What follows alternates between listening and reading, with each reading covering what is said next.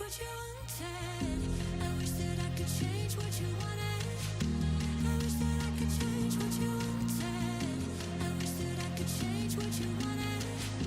I wish that I could change what you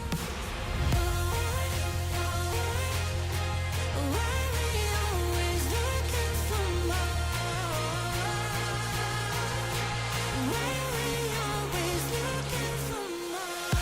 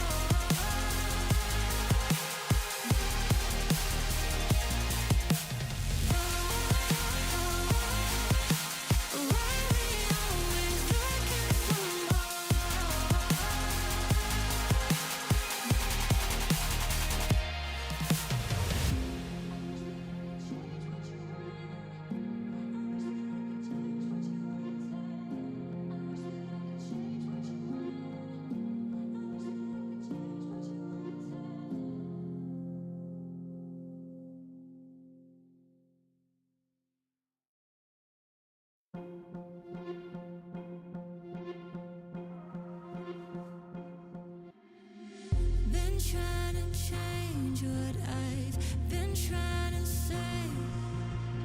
Words don't come straight from my head to my mouth. It's such a shame that it fell out of place. Was never me that was bringing you down. Why we always looking for more? Why we always looking for more?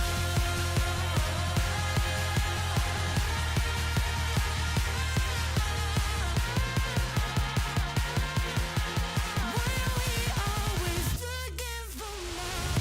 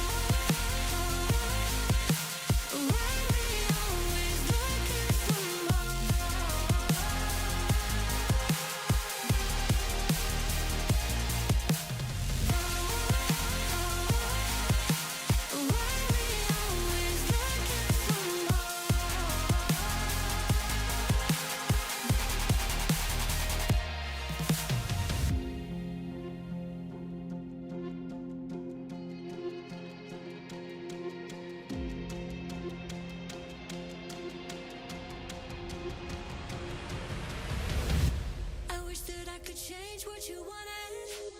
I wish that I could change what you wanted.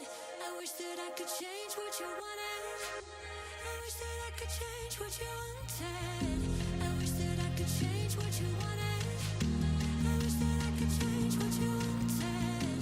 I wish that I could change what you wanted. I wish that I could change what you Why we always looking for more? Why we always looking for more?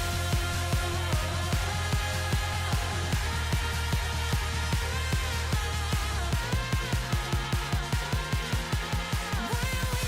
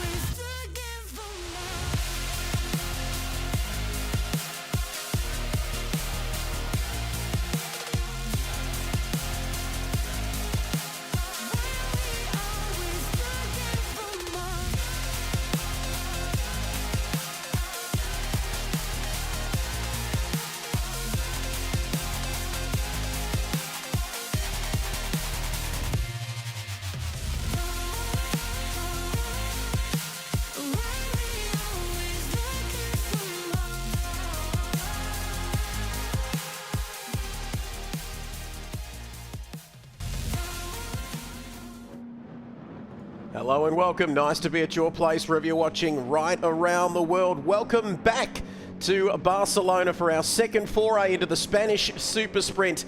And after some technical difficulties, to put it mildly, from our driver's first outing here in Spain, we'll be hoping for a much cleaner run this time around, as the first round, of course, following the American Grand Prix we've had this time around. Yeah, good evening, Trev. Good evening, everybody watching at home. They've let us back in this time, so glad to be here and glad that we could have another go at this this round. Very excited, of course, to be here. As you said, a lot of changes to the championship the last time out, so we'll see what happens when we go racing tonight. Will we see someone new up the top? But yeah, very interesting up the pointy end. Absolutely. Let's recap this season before we go any further. It was round one, the Italian job, and then we went to Silverstone via Spain. We'll less said about that the better. Of course, that was round three of the season. King of the Ring was round four, and of course round five, of course, was the American Grand Prix last time out on the 22nd of June, and that was the 2-hour endurance race, and what a fantastic race that was. But in the championship, as we take a look at the Drivers' Championship here this evening, Isaac, there's some teams, some drivers dominating this one, but it's still plenty to play for, isn't it, halfway through the season? Yeah, it's absolutely all to play for. Matt Zanetti is still 158 points out in front at the moment from Simon Bishop, obviously moving his way up into second. Braden Henderson has dropped down, has moved himself up into third after a strong showing last time out. And Adam Gray now leads the way after a rough round for Sennett Staley at Watkins Glen. He leads from Bob Norway, and then Adam Joy finds himself in third. No Adam Joy tonight. He's feeling a bit under the weather. We wish him a speedy recovery. That will drop him back down the order, obviously, but great to see him up in third spot in the championship. And then obviously our AM drivers, Wayne Tanner, has taken the lead in the AM Championship with 46 points over Ian Stewart, and then Matt Boyd still sitting in third. So starting to get quite close at the top of Pro-Am, Trev, and I'm hoping, maybe not Matt Zanetti's hoping, but certainly myself and Simon Bishop will be hoping that gap continues to close at the front of the Pro Championship. Absolutely. Like we said, plenty to play for as we go to the Teams Championship now, and CP Motorsports, of course, leading the way, Isaac, but once again, it's very close, isn't it, in that midfield bunch? Sorry, Trevor, I think I lost you there for a second. But yes, our Teams Championship, we are looking at CP Motorsports still out in front. 48 points only clear.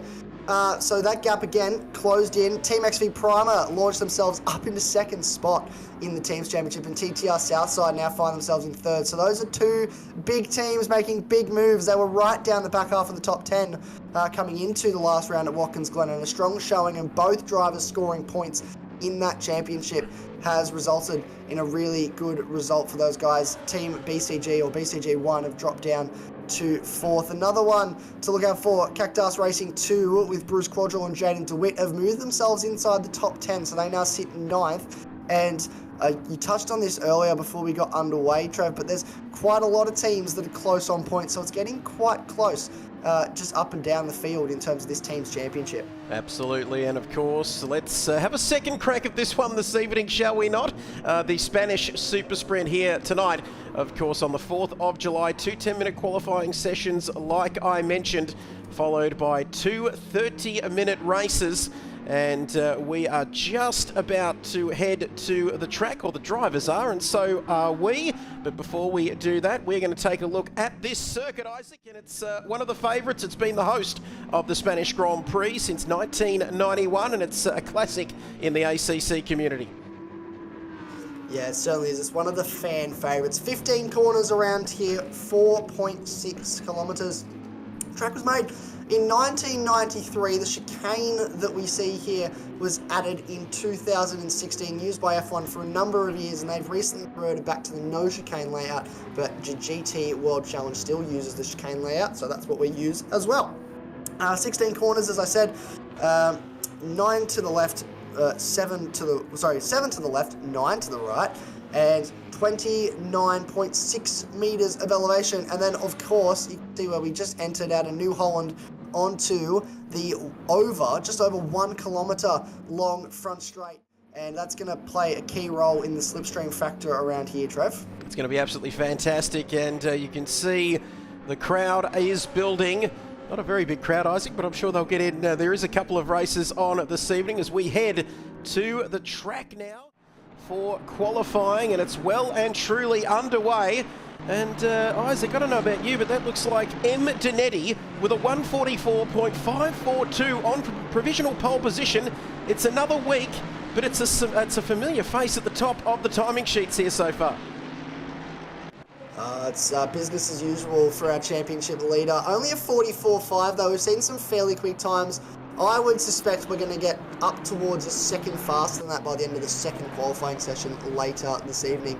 Nick Carter sitting in second, and a surprise Bowen Piper sitting in third at the moment in the 81 Mercedes for Defy Motorsports. Look at the curb usage there from Nick Carter. Max Silver goes to the top with a 44.3, and Simon Bishop with a 43.4. That is absolutely ridiculous. I was talking about maybe towards the back end of the second qualifying session, Trev, seeing a second improvement. I didn't mean about 30 seconds after I said it. Well, this is incredible. Here I am. Oh, a 144.4. Oh, that's pretty impressive. Mind you, it's a hell of a lot quicker than what I could do. And then Simon Bishop goes even quicker than that with a 43.4. Nick Carter 4/10 further back, but that is super quick. And he is just parked. He's parked that BMW on the inside of what must be turn 3, I reckon, but he's back in the pits now, and why wouldn't you head back into the pits after a lap like such as that? But look how close it is. Let me draw your attention, Isaac, and our viewers, as Simon Bishop straight back out. This man is on a mission. He's from another planet. Yeah, he wants to set a faster time. He knows he can go quicker, and that actually concerns me. We could get towards the 42s here by the end of this qualifying session if we're not careful. But the gap between majority of the field at the moment is starting to close up. New balance of power this weekend. We'll touch on that a little bit later and explain to you just what changes have been made to the cars. But for now, we will just touch on the fact we do have new balance of power, which is supposed to bring these cars a lot closer together. So we're hoping, we saw in practice throughout the week, times were quite close between a lot of drivers. So hopefully that will continue as this session goes on, as Braden Henderson, who's currently in 6th place, returns to the pit lane. Top 8 cars separated by less than a second, make that the top 9 cars now as Max Silver jumps up to 8. This is Aiden Holton, not the Watkins Glen Enduro he would have wanted. The American Grand Prix did not go his way. Trev had wheel issues, so much so that his wheel disconnected and he had to DNF with about 45 minutes to go on the race, which was disappointing. Absolutely, and let me tell you, if you are driving these cars and you disconnect your wheel, you've really got no way of steering them, and that is a big hindrance for you. No doubt about that. We've got 2 minutes left in this session, and who else have we got? Let's take a look at the drivers lower down the order, because once again, Tanner, Boyd and Stewart in the Pro-Am class, in the Am class. That's going to be a tasty little one to keep an eye on here in Spain as well tonight, because they're close once again, as they have been all season in the Am class. Yeah, it's close between these guys yet again. Obviously, Tanner can lead the way. Ignore James Red. He is definitely not an AM driver. We saw him in the Pro-Am Championship in Season 1. If you're a regular viewer of AGT, you'll remember that. So he's marked as being in the AM class, but he's reserved tonight for Defy Motorsports and filling in the Mercedes. So just because he's a reserve, he gets marked with the red as well. Unfortunately, we only have limited colours that we can assign to our drivers. So Wayne Tanner leading the way in the AM class. He's doing a wonderful job. This is Ian Stewart, who's also doing a great job at the moment. We have a few cars yet to set a time. Cax's just set a time. So we've got Jaden DeWitt, Josh Gordon and Clayton Twining. Clayton Twining's still in the pit lane and yet to set a time in this session. And it's looking fairly close across most of the field at the moment. Majority of the field separated by just over 3 seconds, which is great to see. Competitive times up and down the field at the moment. Simon Bishop still leading the way. Josh Struick has got himself within 0.3 of a second. This is a man that was doing 43.3s in practice earlier in the week, so I'd expect a lot more pace out of this Mustang before this session's over. We've only got 42 seconds left though, Trev, so not a lot of time to get another lap in. Absolutely, less than a minute to go until the end of this opening qualifying session. I like that too, the rerun of the Spanish SuperSprint here for AGT, season number 2.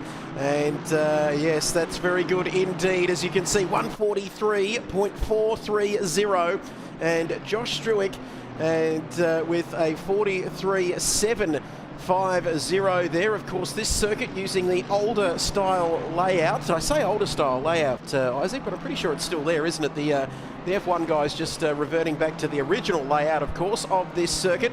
As we take a look now, that is the end of the session. As you can see there, the drivers will have 2 minutes to continue or finish their flying laps, as we see Struick come across the line and not setting the times that he was talking about in practice a little bit earlier on. Simon Bishop, can he go quicker? Who else is on a quick lap, Isaac, as we flick through the order here, please? We've got a couple of cars still yet to set a lap time. Big news for me is Mazzanetti is in 8th place and he's done. So the best he can hope for is the 4th row of the grid. That is James Machin done now as well, so he will not improve.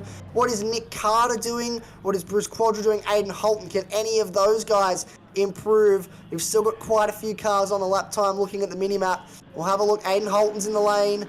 Max Silva is still on the time. Can he improve and knock off Matt Donetti? Can he get himself up another row of the grid? Here's the 75 Mercedes. Oh, that's Cameron Fleming off the circuit, so he's done as well. No one else seems to be improving at this stage.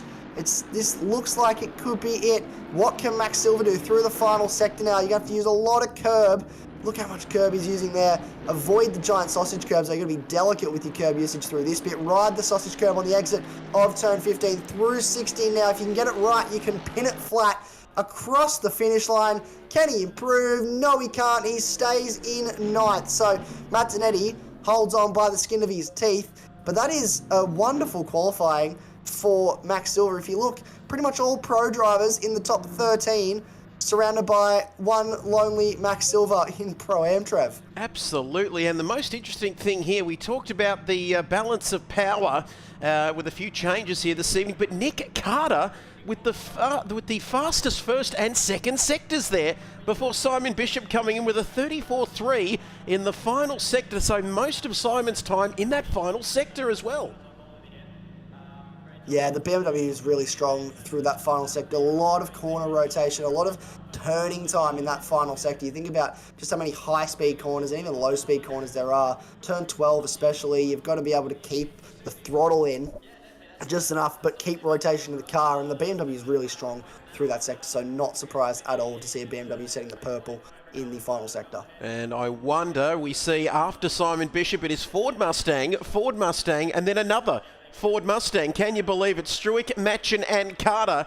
And I just wonder whether the Simon Bishop factor is playing a role in that car being on pole position. But Isaac, we're a couple of minutes away from starting this race.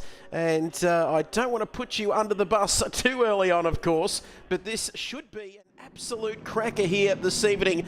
And, well, if we haven't got... our viewers have got value for money this evening, don't they, Isaac? Fingers crossed, touch wood, because they've got 2 races, not just one, around here in Spain, and we get a second chance to come to Spain as well.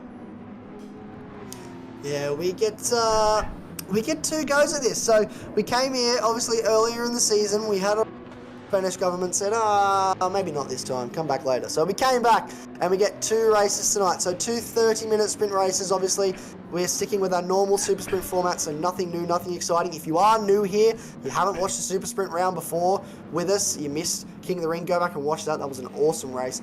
Some awesome events there. Brayden Henderson taking his first win in AGT, which was amazing to see. But we'll have 2 30-minute sprint races, no pit stops required. So the only reason you have to come to the lane is if you underfuel your car or you get a drive-through. Remember, the game does hand out track limit penalties, and around here that can be very easy to do. So drivers have to keep an eye on those track limit warnings as this race goes on. It's very easy to use those up quite quickly. But hopefully we should just see good hard racing for 30 minutes. They'll reset. We'll have another 10-minute qualifying session. We'll do it all again, Trev. Cannot wait for that. Adrenaline GT Season 2. Trevor Byers and Isaac Fogarty with you for this one. We are waiting for our drivers to pull away on the formation. Lap here this evening. As we said, it is a straight run to the line, of course, a sprint race. Of course it is here for round 2 of this championship. The countdown is on. You can see the drivers right the way through the field there. Plenty of BMWs, only one Ferrari. So once again, we've seen it all season, Isaac. Ferrari struggling around many of these circuits here in this series. Yeah, the Ferrari gets a little bit, we would say that it gets a little bit punished under the balance of power rules. The Ferrari drivers feel a little bit hard done by, but 5th place is nothing to scoff at for Bruce Quadrille, especially considering he's in and amongst the Mustangs and the BMWs, which are considered to be what they call the meta cars, to use the modern lingo. But he is doing a wonderful job. Obviously, the next Ferrari driver in 18th place at this stage, which is Andrew Griffin, and then Nathan Lee not too far behind him. So a bit of a rough trot for most of the Ferrari drivers this time out, but Bruce Quadrille doing a great job sitting up in 5th place to start this race. Another driver who's done a wonderful job, again we've touched on him, is Max Silva, starting 9th in this race and has a fair gap to his closest Pro-Am rival in Bob Norley, who's out-qualified Adam Gray. So that's 1st and 2nd in the Pro-Am Championship, sitting 2nd and 3rd in class, 14th and 15th on the road for this start. Senan Staley looking to bounce back as well. Trev, keep a close eye on him because he wants to claw some points back tonight. Certainly does. Love saying that name too. It just rolls off the tongue. Senan Staley, it's absolutely fantastic. Good to see the Porsche there as well. We don't see too many Porsches, but there is the young man Elzine there, the young man, the youngest, I believe. I think we've established that, haven't we, in this championship?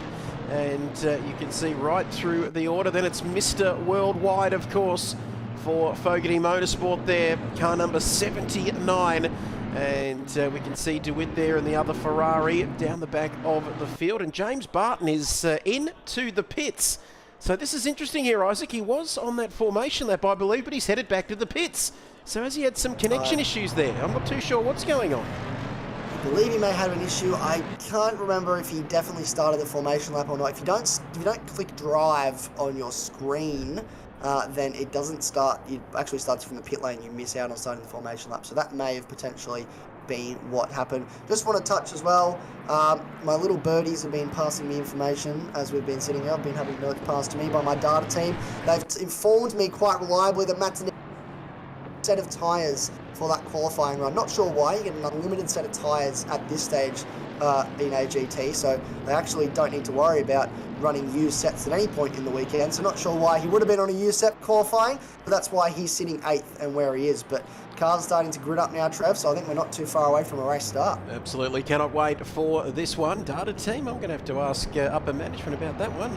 All I've got is my pooch sitting next to me here in the commentary box, of course, along with Isaac Fogarty. But we are about to tear this one to shreds here. Look at this Simon Bishop, the wily customer that he is. He's done everything you can do in the world of sim racing. He's got Josh Struick there as well, who's just getting his nose in front there as we come around the final corner to get this one underway. 30 minutes of racing action coming your way, followed by 30 more minutes of racing action qualifying in there as well. But we are almost ready to go for the Spanish SuperSprint. Hold on, let's go, let's get racing. It's green and we are away. It is go, go, go, and Simon Bishop makes the perfect start and Struick slots into the left. Will he be able to have a run down into turn 1 as they all stream down? The start finish straight for the first time in this half-an-hour race. You can see Struick, has he lost out there? James Machen making moves on the inside, and he's up to 2nd already, Isaac, as everyone's got away cleanly. This is a great start. No incidents in turn 1. I was a bit worried for Matt Tonetti. Typically when he's down the order, doesn't have a great start, but it looks like he's got away with it. That's a wonderful start for James Machen. Up into 2nd place. Already got the better of Josh Struick. Bruce Quadrille also up into 4th. The drive-through for Jaden DeWitt.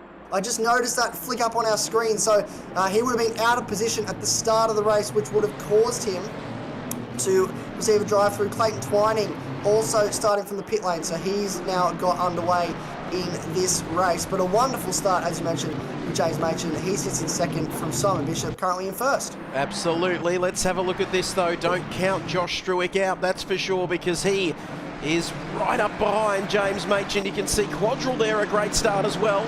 Highest of the Ferrari runners here in the opening couple of minutes of this race. We can see Twining there going down the field, and right amongst the action is Quadrille. He's made up another place here, Isaac. This Ferrari is on fire here in Spain.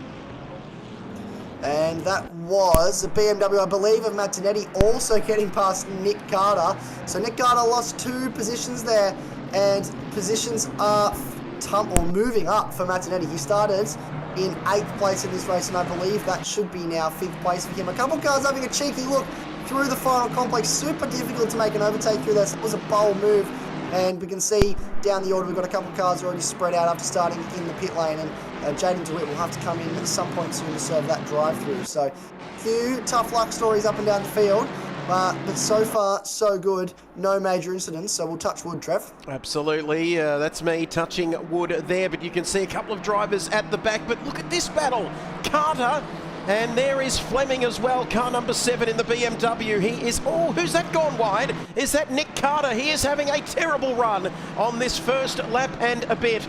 And you can see, look at that, 27.5 minutes to go. Track temperature at 34 degrees, air temperature of 27, no real wind to speak of. And I don't think the weather's going to be too bad as well, of course, because we are in sunny Spain, but he is getting caught up here, and Fleming under pressure there, putting him under pressure, I should say, and Braden Henderson as well. It is tight in that midfield. Piper doing well there inside the top 10. And I tell you what, Aidan Holton didn't have the best American Grand Prix, did he, Isaac? And, well, he's inside that top 10, but he's under pressure here as well from Bob Norley. Yeah, and he got his ears boxed a bit at the start. He was 7th place off the line. The other person who got their ears boxed a bit was Max Silver. He was 9th. He's now sitting down to 12th. That was at Shannon Staley looking up the inside of Adam Gray into the, I'm trying to remember what turn number that is. I think it's turn 10. Don't quote me on that. But it is turn 10, actually, I got that right. Well done, but this is Bob Norley doing a wonderful job leading the way in the Pro-Am class at the moment. Aidan Holden not too far in front of him again. Tough start for him. Now this is really good for Team XV Prime, and they've got a car sitting 8th and 11th. And as sitting 2nd in the Teams Championship, this is wonderful points for them, Trevor. Certainly is, and points is what it's all about, as we will continue to look at the battles right through the order. But this man, Simon Bishop, here he comes through turns 2 and 3 as well. This beautiful Circuit de Barcelona here in Catalonia, sunny Spain, as we always like to call it. But Simon Bishop is 1.8 seconds ahead of P2 in James Machin, who made a terrific start. But Josh Struick, is this affecting his race?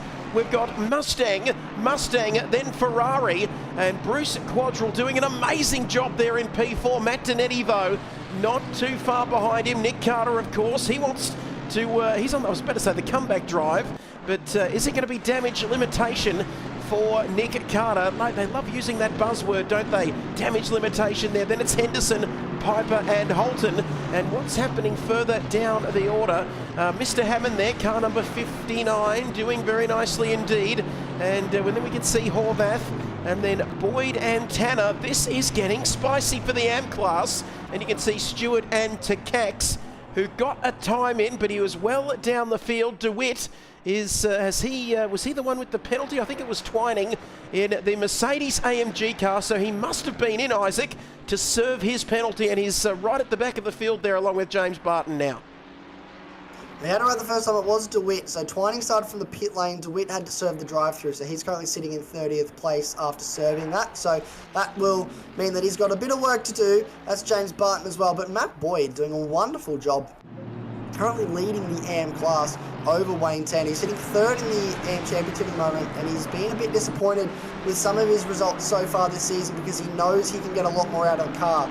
And hopefully we'll see him do more of that today in that lovely McDonald's-looking car. But he's got Wayne Tanner not too far behind, and then Mark Sinclair sitting right in behind him as well. So there's a bit of work to do if he wants to take the M-Class win in this race. Absolutely. It's not going to be handed to him on a platter this evening, that is for sure. We'll get back. Oh, a bit of a moment. And somebody was off. Oh! Is that Tanner? No, it's not. It wasn't Matty Boyd. Matty Boyd. Let's have a look here. Who was that? It looks like a Defy car. It looked like a Defy. Yep. Maybe James Hammond. It was James Hammond. I can see him tumbling down the order now. James Hammond. Hammond. There was an incident there for James Hammond.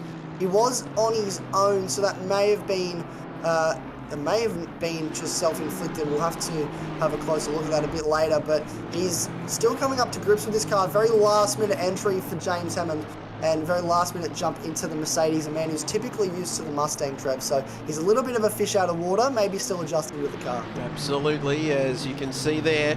Simon Bishop. Let's get back to the business end, Isaac, and have a look at this one. Simon Bishop now 2.5 seconds ahead of this man in Josh Struick, who's back into second place, and Matchin now struggling. Matt Donetti all over the back of him as we come through the turns 14, 15, and we approach turn 16. There you go.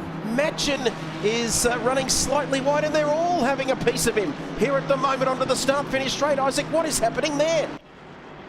Yeah, that was a bit of a rough moment. I think he's going slowly at the moment, is Machen, so not sure. There may be an issue for the 193 TTR Westside driver, trying to see if there's a puncture on that car. It doesn't look like there is, but he's pulling over to the side of the circuit, so something has happened there for the TTR driver, which is not good. He was very close on exit to Matt Donetti, and he's driven into the wall. So it looks like he's lost steering. This is not good for Machen at all. Looks like he's got no control of that car at this stage, Trev. Absolutely, and boy, the little birdies, you're going to have to get them to work, because we need to know what's happening here.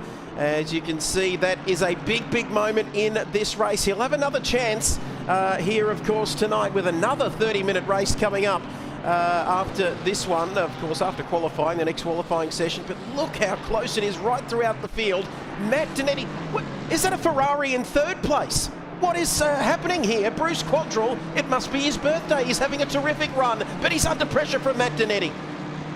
Matt Donetti got checked up by Machen having that issue on the exit of the final corner, which let Quadrell get back past. But here we go, Matt Donetti up the inside. It's turn 11. This is a tricky place to go side by side. There's a little bit of room given by both drivers. Great respect between the races. Nick Carter is right there under the nose, or under the rear wing, sorry, of Matt Donetti, ready to strike. And this is where, massive curb. Just look at the air time that the Ferrari got there on the exit of turn 14. Trev, that was huge for the Ferrari. He's done a great job to keep it in check, but here we go. It's a drag race down the front straight now. Pull to the side. We might have had three wide here. Matt Donetti's going to use the slipstream of the Ferrari to his advantage to try and keep ahead of Nick Carter. They're going to go side by side into turn 1 here. Nick Carter up the inside of Matt Donetti. He's made that move. Steve Quadrell's got loose exit, so he's gone wide. He's now lost 2, 3, maybe 4 positions to Bowen Piper behind, or Brayton Henderson, sorry, but I think he's going to hold on just for now. What an exciting sequence of events, Trev. Unbelievable. Not exciting for Bruce Quadrell. He was up to third, wasn't he? And the pressure from Carter, Donetti, Fleming, Henderson as well, all over the back of him. Look here, and he got a little bit twitchy, didn't he? There through turns 1 and 2. We've got 20 minutes remaining in this race. My foot's twitching more than Christian Horner on the Red Bull pit wall, because this is exciting stuff as the Ferrari, he's just holding on, but that has released Carter, Donetti and Fleming, and that could keep them in this race with 20 minutes to go. Having said that, though, Struick and Bishop are doing their own thing at the front. Yeah, that's been a free kick for Struick. He's now got 6 seconds back to Nick Carter, but that battle's going to continue on for the foreseeable future. Look at that little dot, or the little gaggle of cars you can just see coming through into turn 11 and 12 now. An absolute just cluster of cars. But this is Simon Bishop just 2.7 seconds away from Struick. These guys are in their own little world at the moment, Trev. They certainly are, and they are on another planet here as we tick under 20 minutes to go in this one. Struick and then Carter, look at him trying to break the slipstream from the BMW behind of Matt Donetti. Is he going to be close enough down into turn 1? I don't believe so. But then again, funnier things have happened as we see once again the drivers using every bit of track available to them, Isaac, in those little green runoff area bits, which they're more than welcome to do, of course, but they don't want to sneak out too far and get all 4 wheels off the track, do they? Because track limits can be a little bit irritating, of course, for them, and they don't want to pick up a penalty either. Yeah, no, track limits can bite you on this game, especially if you run four wheels off the track. So you don't want to push too hard because that will cost you in the end. So we can see Cameron Fleming starting to lose touch with the two in front. So Nick Carter and Matt Zanetti starting to begin to do their own thing and build away. But pretty much third place all the way down to Max Silva in 11th at the moment are all within a second of each other, which is absolutely incredible. These guys just formed a nice little train and have kept that battle going all the way back end of the top 10. So this is wonderful racing so far. Senan Staley running in 12th place at the moment. Bob Norley leading the way for your Pro-Am class. Absolutely. There is Quadrille, car number 67 there, and look how close they are. Bumper to bumper action here. And you can see just having some issues there. Bruce Quadrille, that Ferrari looks very twitchy, and that is going to give Henderson an invite. Come on in, he says. Not a lot of space there, but that is a very, very upset Ferrari. As look at the bouncing over the curbs, riding those sausage curbs. And you can see there, that is going to upset the balance of the car. And two Mercedes all over the back of Quadrille, and they are fighting amongst themselves. As you can see, Quadrille getting out of the way now to break that slipstream. I haven't seen this many cars this close, Isaac, since I was in the McDonald's drive-thru earlier this evening. That's a good way. Oh, it's massive contact into turn one. That was Bowen Piper making heavy contact with Braden Henderson, who's now in the wall. You can see the car on the outside of turn one sitting in the wall. That was heavy contact. I saw that coming from a mile away. Way too much speed, carried into turn one by Bowen Piper. I hope you're not seeing that in the McDonald's car park, Trev.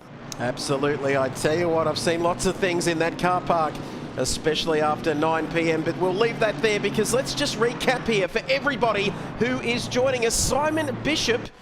It's Simon Bishop there is, he is, we're just in the bushes there, our Spanish TV director. Now we've got that back.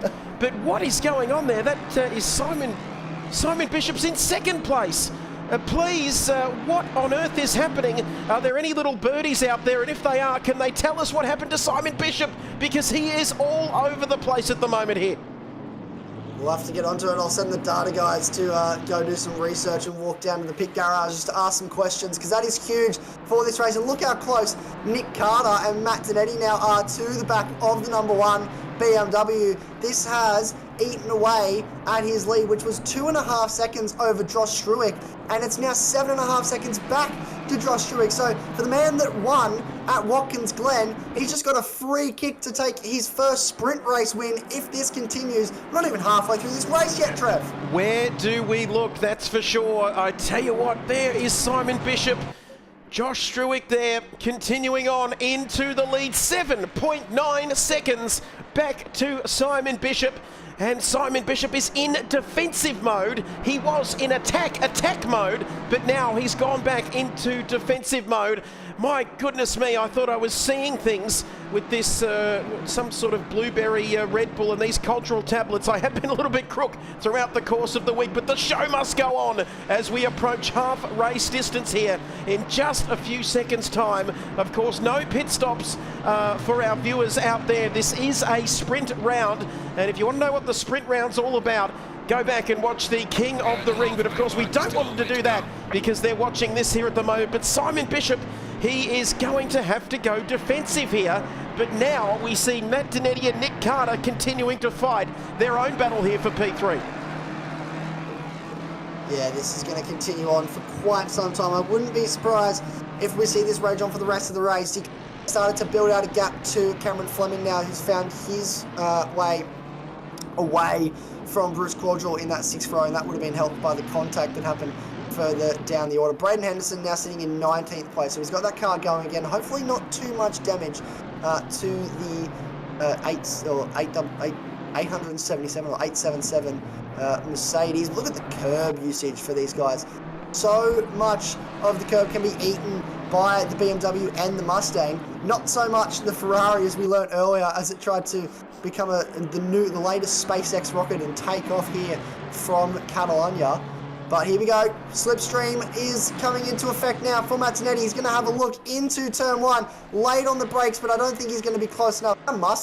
very strong on the brakes, but he's run wide. He's run wide at the exit of turn 1, carried a little bit too much speed, and that's going to give Matt Donetti the place up into the podium positions now, and he can try and set after Simon Bishop. Absolutely. Matt Donetti, championship leader currently in P3, and that is big, big news because, well, the man who is ahead of him is behind him in the championship, but ahead of him on the track this evening.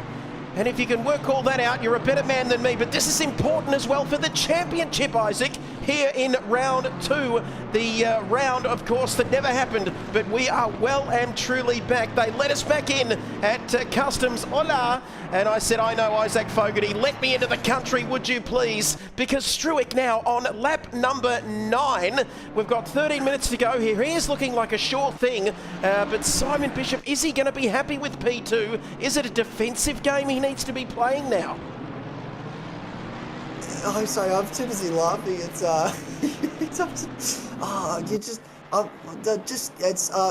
it's definitely a game now of can he just hold on to P2. Matt Donetti's going to have a lot of pace in that car. We knew he didn't see his full potential in qualifying because he was on an old set of tyres, as we mentioned. So this is where Simon Bishop just needs to be smart. 12 minutes to go in the race.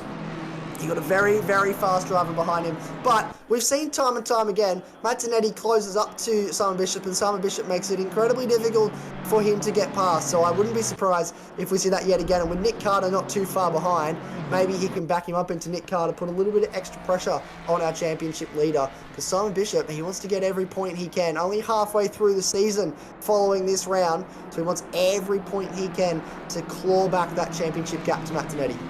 Ooh, let's have a look now. 12 minutes remaining. 10 laps completed in this race as we are going live to both Twitch, TrackSpotTV, Twitch and YouTube.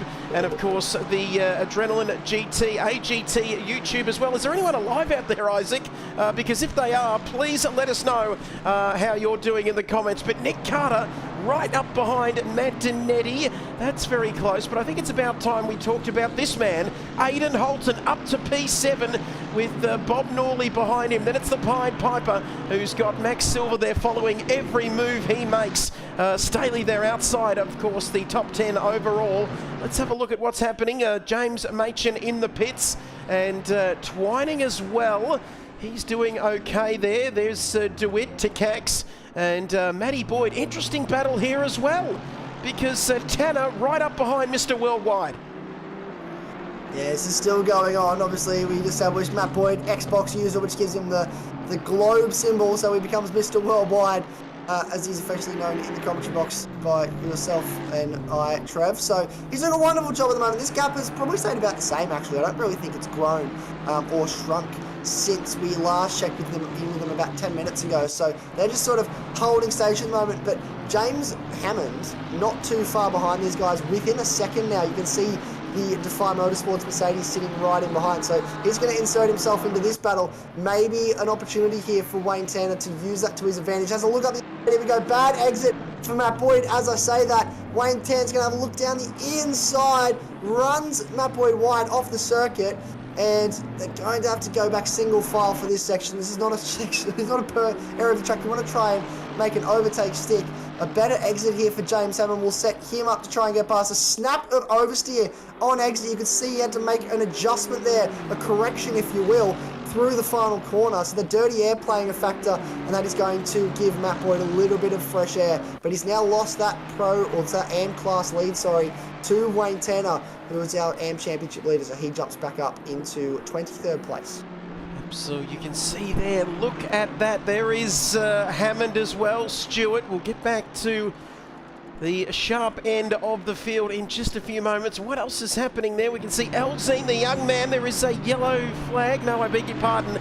That is, I think that might be for Machin in the pits. But Elzine, the young man, who's all over the back of Sen and Staley.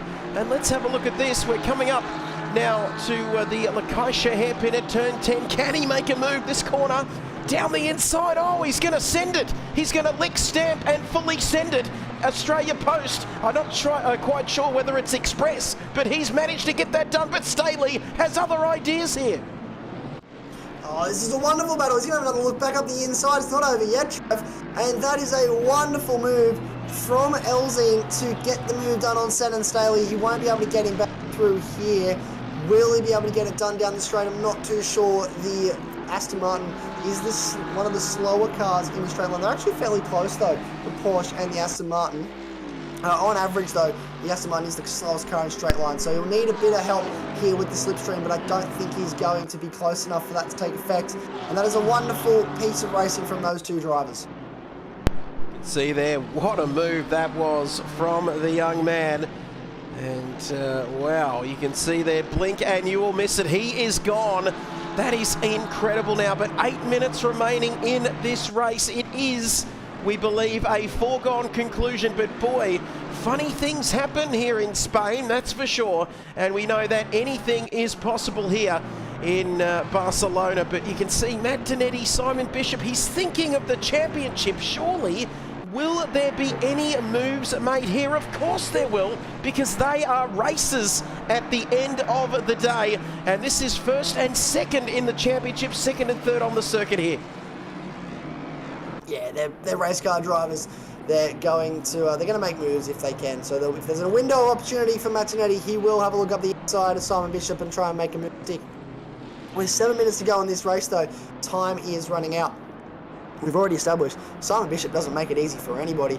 But having a look further down the order, we have Aidan Holton quite close to the back of Bruce Quadrille at this stage, and Bob Norley also within a second of that battle. So a little battle pack forming for 6th place in this race as we look to the end of this race. Only 7 minutes to go. So cars starting to close up. That Ferrari doing a wonderful job in place in this race, Trev. It certainly is, and aren't we loving it here on lap 13. Struick, we know what he can do then. Simon Bishop, Donetti, Carter, Fleming. You can see 3 BMWs and 2 Mustangs in the top 5. Then it's Bruce Quadrille.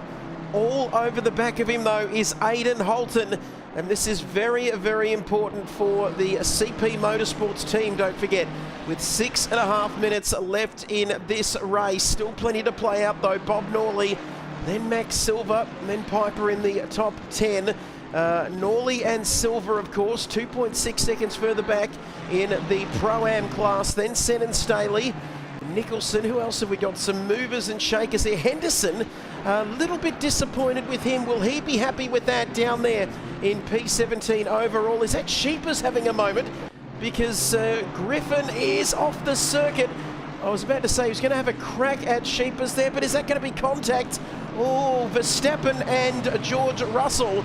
Boy, those two have come together there, but not on that occasion. You can see that Ferrari. The Ferraris have struggled, and again, some sideways action. Do we say Tokyo Drift, or can you say it? Oh, a bit of sprint car action there, I think, actually. Just getting sideways through the corner. A wonderful catch. It was almost contact between the Team XV Primer teammates. Remember, Team XV teammates, I should say. Remember Braden Henderson racing for Team XV Primer. But this is open. Andrew Griffin up for a move from Nathan Hutton. He looks to the inside. I think Nathan Lee was having a look in the background as well at Frank Horvath. He's got that move, Anthony Burrows, sorry, and he's got that move done. So that's a wonderful move from Nathan Lee up into 19th place. But this is getting quite close now between Hutton and Griffin. And I think there could be an opportunity here for the BMW driver to capitalise if he gets a nice exit off here. Beautiful drive there, not too much curb at all. Can he hold enough speed through this final corner? No major oversteer. Seen a couple cars just get a bit twitchy through there. But Andrew Griffin, quite close to Sheepers. Well, Shepherd, sorry, this time around, he's going to have a look into turn 1 here, Trev. There's going to be a move from the Ferrari driver maybe up the inside. Can he make it stick? Oh, very loose on exit again. That Ferrari continuing to show the sprint car DNA it has hidden within it.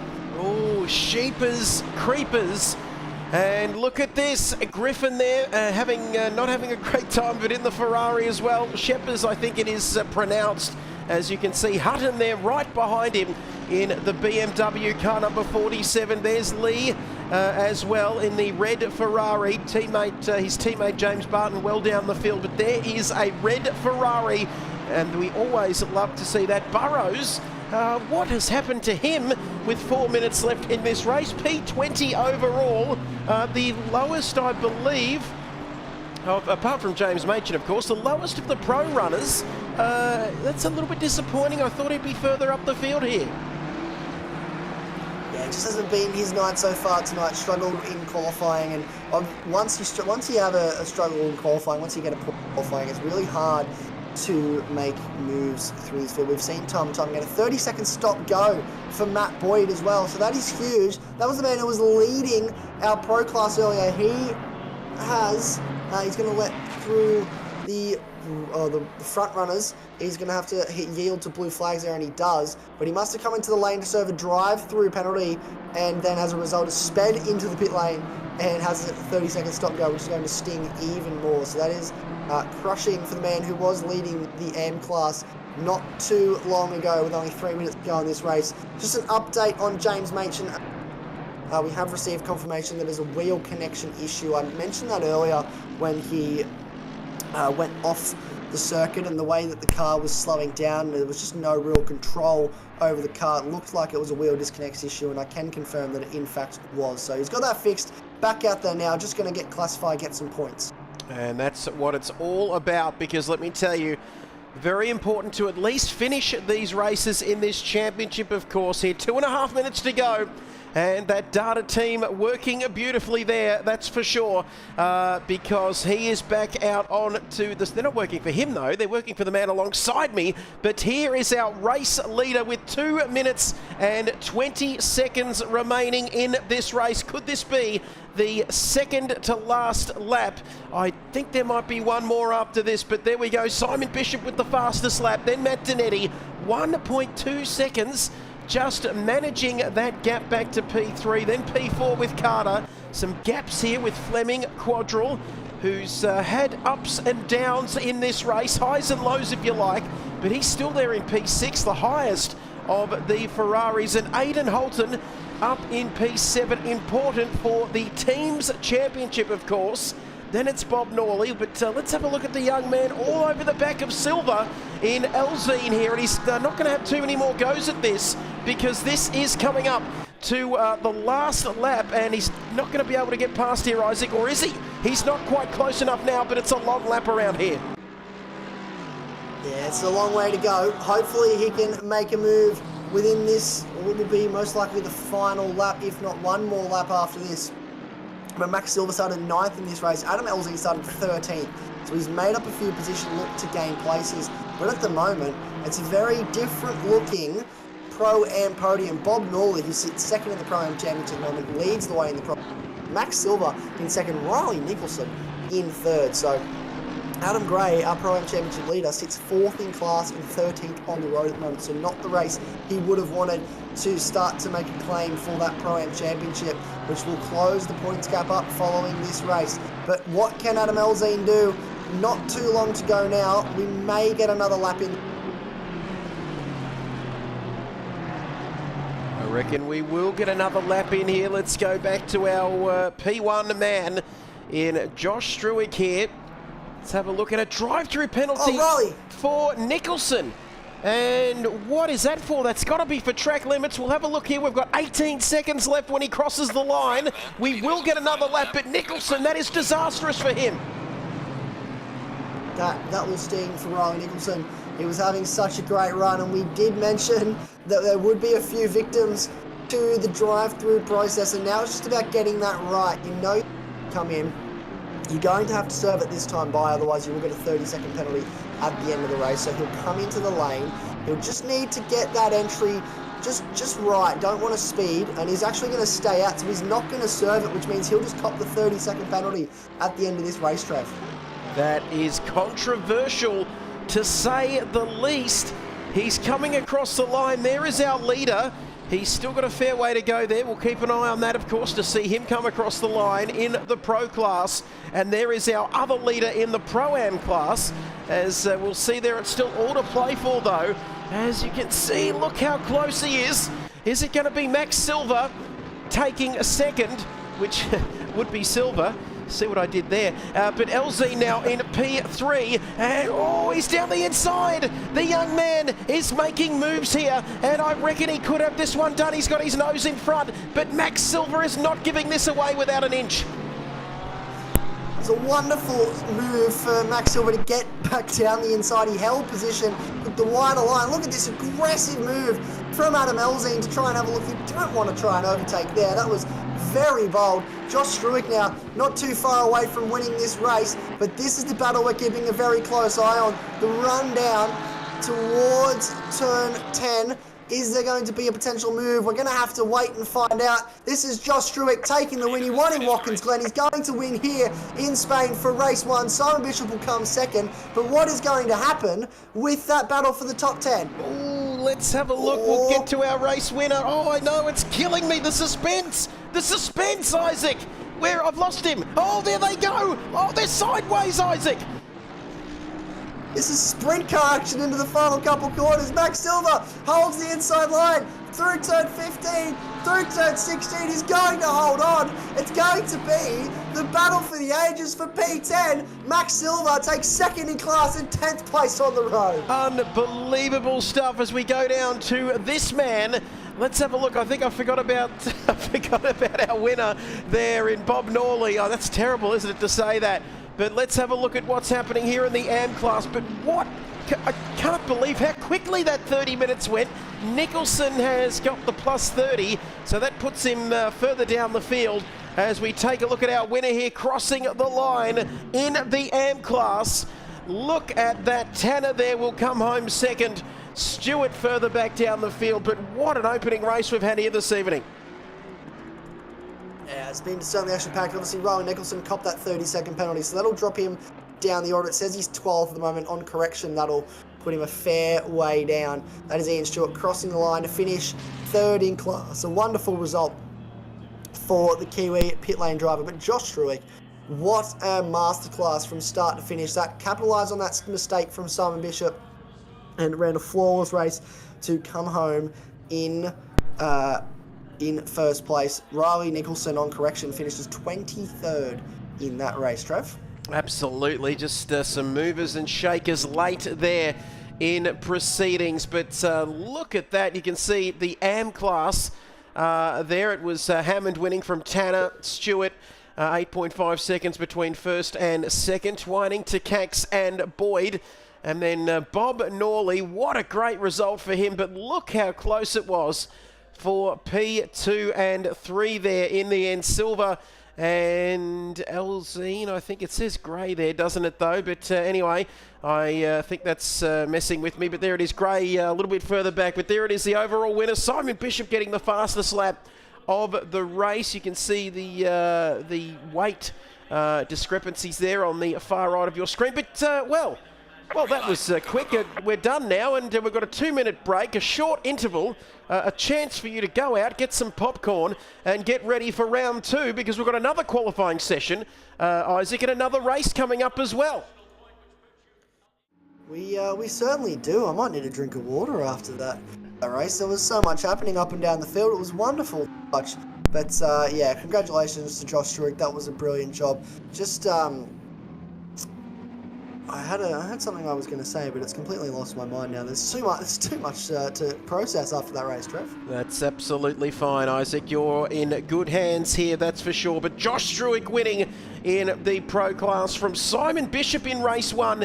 Then Matt Donetti, get this, just 1 second, 1.041 seconds behind Simon Bishop. We didn't see what happened with Simon Bishop there, unfortunately. But then Carter in 4th, Fleming in 5th in the 7 at BMW. Bruce Quadrell was 5.5 seconds further back from Cameron Fleming. Good result for the Ferraris. Aidan Holton coming back off a pretty rough American Grand Prix to finish 7th.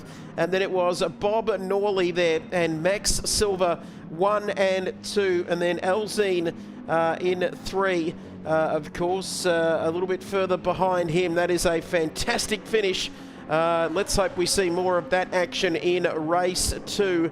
And there we go. It's a fantastic opening race here this evening for round 2. We tried to do this once before, and we struggled, of course, because we had some G-Portal issues, but we are back here this evening for round 2 of this championship. As you can see, it was postponed, but we are back here this evening. We've had one of the qualifying sessions followed by one race, and we're about to do it all over again. And of course, for anyone just joining us this evening, Isaac, first of all, where have they been? But pit stops not required, and I don't believe we're going to see any wet weather either here for race 2. No, we'll get a dry for this last race, so no threat of weather for our drivers, which means nice smooth sailing, as long as they don't run into each other. But yeah, smooth sailing in terms of the weather. No pit stop required. We've seen a couple drivers have to serve drive-throughs for various instances, but a 30-second stop go for Matt Boyd was quite harsh, I would think.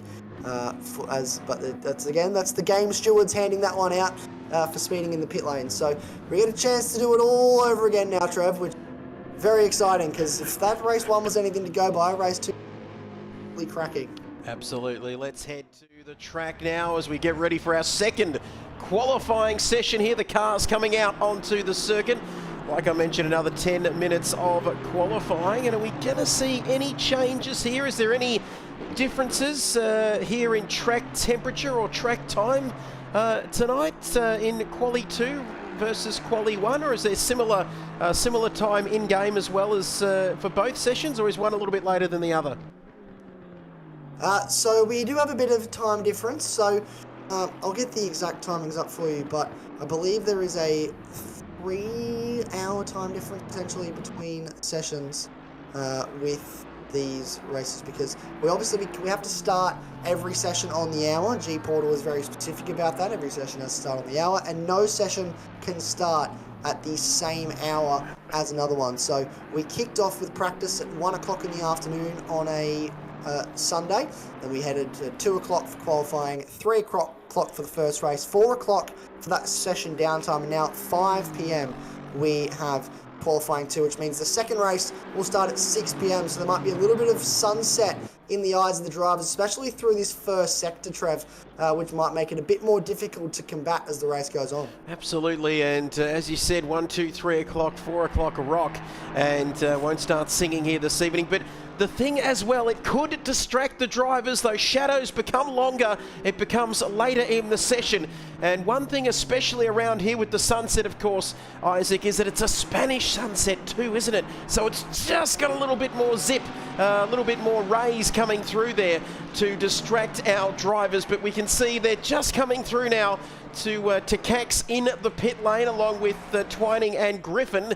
Looking very ominous there, isn't it, that Mercedes-Benz in the pit lane with, it's a bit of a Jordan-style F1 throwback livery. Isaac probably wasn't even born then, but to know what I'm talking about. But sure, he might be able to look it up. But there is Isaac, no, it's not Isaac, that is Matthew Boyd there at the Fogarty Motorsport. That's what I was thinking, the Fogarty Motorsport cars. But it's going to be the usual suspects, I believe, at the top of the order as we wait to see our drivers setting their times. We're not seeing much at the moment, but they're just taking their time, looking to find some space out on the track, which is always difficult, Isaac, in quali with 20 plus cars and a shorter session. You want to get out there, you want to set a time, and you want to do it quickly. Yeah, absolutely. There's we're almost halfway through this session, about 3 minutes and 30 seconds into this session, a 10-minute session, and we're yet to see anyone set a time. So you don't have a lot of time to get out there and get a good lap in, as we see Senate Staley do a 46.0 as the first driver to set a representative time on the board. And we'll see those times start to fall now. 44.5 for James Machin, and hopefully he's got those wheel issues fixed. A 43.9 for Simon Bishop, so he's quick straight out the gate here. He's not mucking around. Is Simon Bishop. He got pole in the last race, and he's putting his foot down and saying, I'm going to do that again. One. But just touching on that sun, they do say the sun is different in Spain, and it certainly can have a bit of bite. You can see the track temperature sitting at 30 degrees at the moment, even though the air temperature is 25. So very warm UV content out there, despite it being 5 o'clock in the afternoon. And these drivers doing a wonderful job at the moment of just pushing the car to the absolute limit. Look at the flow that Simon Bishop has through that first sector. This car is just, he's one with the car at the moment. Oh, actually, and to take that back, he had a bit of snap on exit there, and that'll be it. He'll return to pit lane. Commentator's curse. I've done it again. He is one. He was one with the universe there for a few seconds, wasn't he, Isaac? And then he went off the circuit. We've got to clip that, and we've got to chop that up actually and look back on that. That is the commentator's curse, if ever I've seen one. But 43 nines. That's Simon Bishop. Matt Donetti. Oh boy, this championship. We've seen times, especially in qualifying sessions, very close. In fact, so close that they were the same time. I remember a couple of weeks ago at the American Grand Prix, but I've got a feeling they can go quicker. A 43.9 doesn't seem as quick as they can go, and it's not as quick as what we saw in Q1. No, we saw 43.4s in Q1, so this is nothing compared to what these drivers know yet, especially for Simon Bishop. So we'll expect to see him back out setting another time. Yeah, if not already, very soon. This is Braden Henderson. Bit of contact between himself and Bowen Piper in the last race, which resulted in being right down the order. He'll want to get a really good qualifying session here and try going into this next race, get a good result. So he's sitting third in the championship coming into this round. He'll want to hold on to that if he can, but it's a highly competitive championship, Trev, and just one small mistake can cost you big in the points. It certainly can, and hard to get back into it too, as we've got a yellow flag out for something. But let's have a look here. Had Simon Bishop back out onto the circuit. 43.9 as the track rubbering in here. You can see 30 degrees track temperature, 25 degrees air temperature, which is similar to what we saw in race 1 and Q1, but of course later in the day. And they will not be expecting too much to change in terms of track conditions. But let's take a look at Sheppers there, and let's have a look at some of the other drivers. Hammond doing well there in the AM class as well, up there on pole position. Tanner amongst it there as well. Boyd, but still half a dozen or so drivers yet to set a time, and they are running out of time to do that here. A few of the AM guys, but Griffin not setting a time as yet with 3 minutes to go. Yeah, we have a few drivers that are not setting times in this session just yet, so hopefully they can get that done. He's out on circuit mode, pushing really hard. Matt Donetti, fastest time in the session so far, 43.7, so he's gone to the top, and Simon Bishop won't stand for that. He'll have a response very soon, I'm sure. But Matt Donetti, this is what he can do. This is a representative time now because he's on a set of tyres. Remember, he did his session in Q1 on an old set, Trev, so we didn't really get the best of Matt Donetti, but hopefully we're getting that in this session. Well, as we take a look now, it's not the best, is it, as we see across the line. Matt Donetti, starting to lose my voice, I do apologise. 2 minutes remaining in this qualifying session, and boy, is it heating up. It is ramping up here in this second qualifying session. 1 second covering the top 12, and then look how close it is further down the field. Quadrille, he's not going to be too happy with this performance. A brilliant performance inside that top 10 in the opening race here, but we are counting down now, less than 2 minutes to go, and boy, we are seeing some movers and shakers. A 43.7 for Matt Donetti. Can he go quicker? We'll stick with this lap through the final couple of corners here at turns 14 and 15. I've got a feeling this is going to be quick. Let's wait and see if he's going to make a liar out of me or not. He comes across the start-finish line. This looks quick. It looks racy. It is not quite enough as Struick goes to the top of the sheets. 43.6. That's a wonderful lap from Josh Struick to get to the top. Matt Donetti didn't have the run few corners that I think he would have liked. He was a bit wide at the apex of turn 13 and 14, so not the run he would have wanted in that final sector. He probably was up to that point. Simon Bishop improved, goes to second, knocks Matt Donetti down one more spot. Just want to mention Bruce Quadrille, he's jumped up to 7th place from 18th, so he has moved that Ferrari right back up the order now. That's a wonderful effort, and he's looking like he may improve again on this lap. He's looking very, very fast. But Josh Struick, our race winner in race 1 for this evening, is now stuck it on pole with a 43.6. Simon Bishop 1/10 away. They'll both get this last run at a pole lap if they can get there. James Machin, what can he do as well? That's Simon Bishop on your screen at the moment, pushing through his lap. Still a fair way to go, so we'll check back in a bit later. James Machin just starting his lap as well. So a few drivers with question marks hanging over them with 30 seconds to go, Trev. Oh, look at this. The time, even less than that. Even less, 20 seconds remaining. And we hope you're enjoying this on your Friday evening. Whether you're watching in Australia or New Zealand or Zimbabwe, you can watch us live on YouTube and Twitch through TrackSpotTV and the Adrenaline AGT racing channels. But 3, 2, 1, 0. That is the end of the session across the line. What's Struick done? At 43.6, I don't think that's going to change. Bishop into the pits. So is Matt Donetti. So Machin is one of the only ones that can really change anything for the pro drivers here with seconds to go. He's got some work to do if he wants to make this count. He's got to hustle. He was quick in qualifying one. Unlucky with that disconnect in race one. Wide of the apex there of 13. A bit loose on the exit there, but that'll help him with the rotation towards turn 13. Very wide at the exit of turn 15 into turn 16 now. Running down to the line, across the line. Will he improve here? He does not improve, but that's a very close time. The top 12 cars separated by less than a second, Trev. That's a wonderful effort from these drivers. Shout out to Max Silver as well, sitting 7th and leading the way for Pro-Am again. Strong qualifying. Absolutely. Love that name, Max Silver. Got a young man, Max, as well, so don't mind that name. But Cam Fleming, can he improve? That is what you're asking yourself at home, Isaac, I'm sure. Because let's have a look across the start-finish line. Can Fleming improve? He does! Up to P5. And guess what? He says adios to Carter, Henderson and Silver, and he goes up into P5. Anybody else doing some good things? Car 79, Mr. Worldwide, can he improve? And he comes across the line now. No, he can't, Isaac. I think we've got a few other drivers there as well. I can't see the numbers, but what a qualifying session we had. It just keeps getting more and more exciting. And when you think that the payout is done, bang, it just gets you again. And this is incredible, an incredible build-up to race 2 here. It certainly is, and we saw Bowen Piper jump up to 23rd very late in that session, so he crossed the line, jumped up. He had a really good qualifying one, not the qualifying he probably would have won, struggling with that car a little bit. So half an hour race ahead of us, one time, as Daft Punk like to say.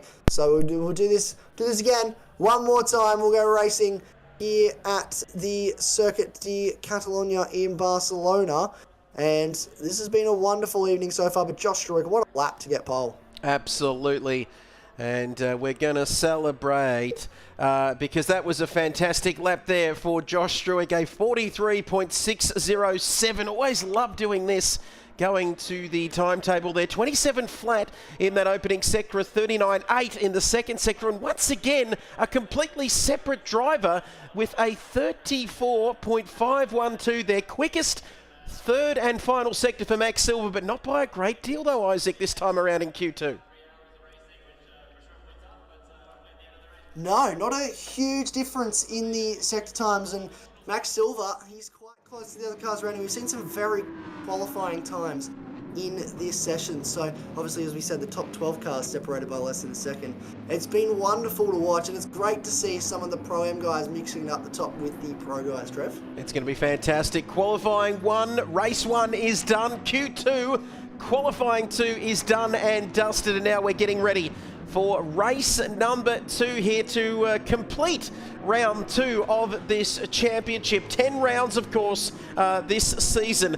And boy, hasn't it been a terrific season. Of course, we had our first endurance round back in round 5, the American Grand Prix, which was fantastic as well.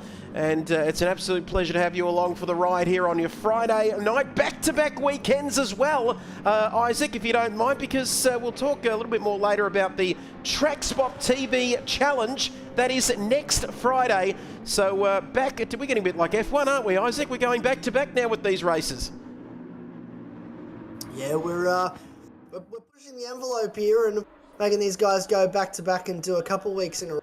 Bathurst, so I'm sure they'll be looking forward to that one. It's also our first time trying a brand new in the sprint feature round. So we've done 2 sprint races tonight, and then typically when we do a normal round, we do a one but next week we'll do one of both. We'll do a 30-minute sprint race with a reverse top 10 of qualifying, and then we'll do a normal 60-minute race with a stop required. So that's going to be really exciting.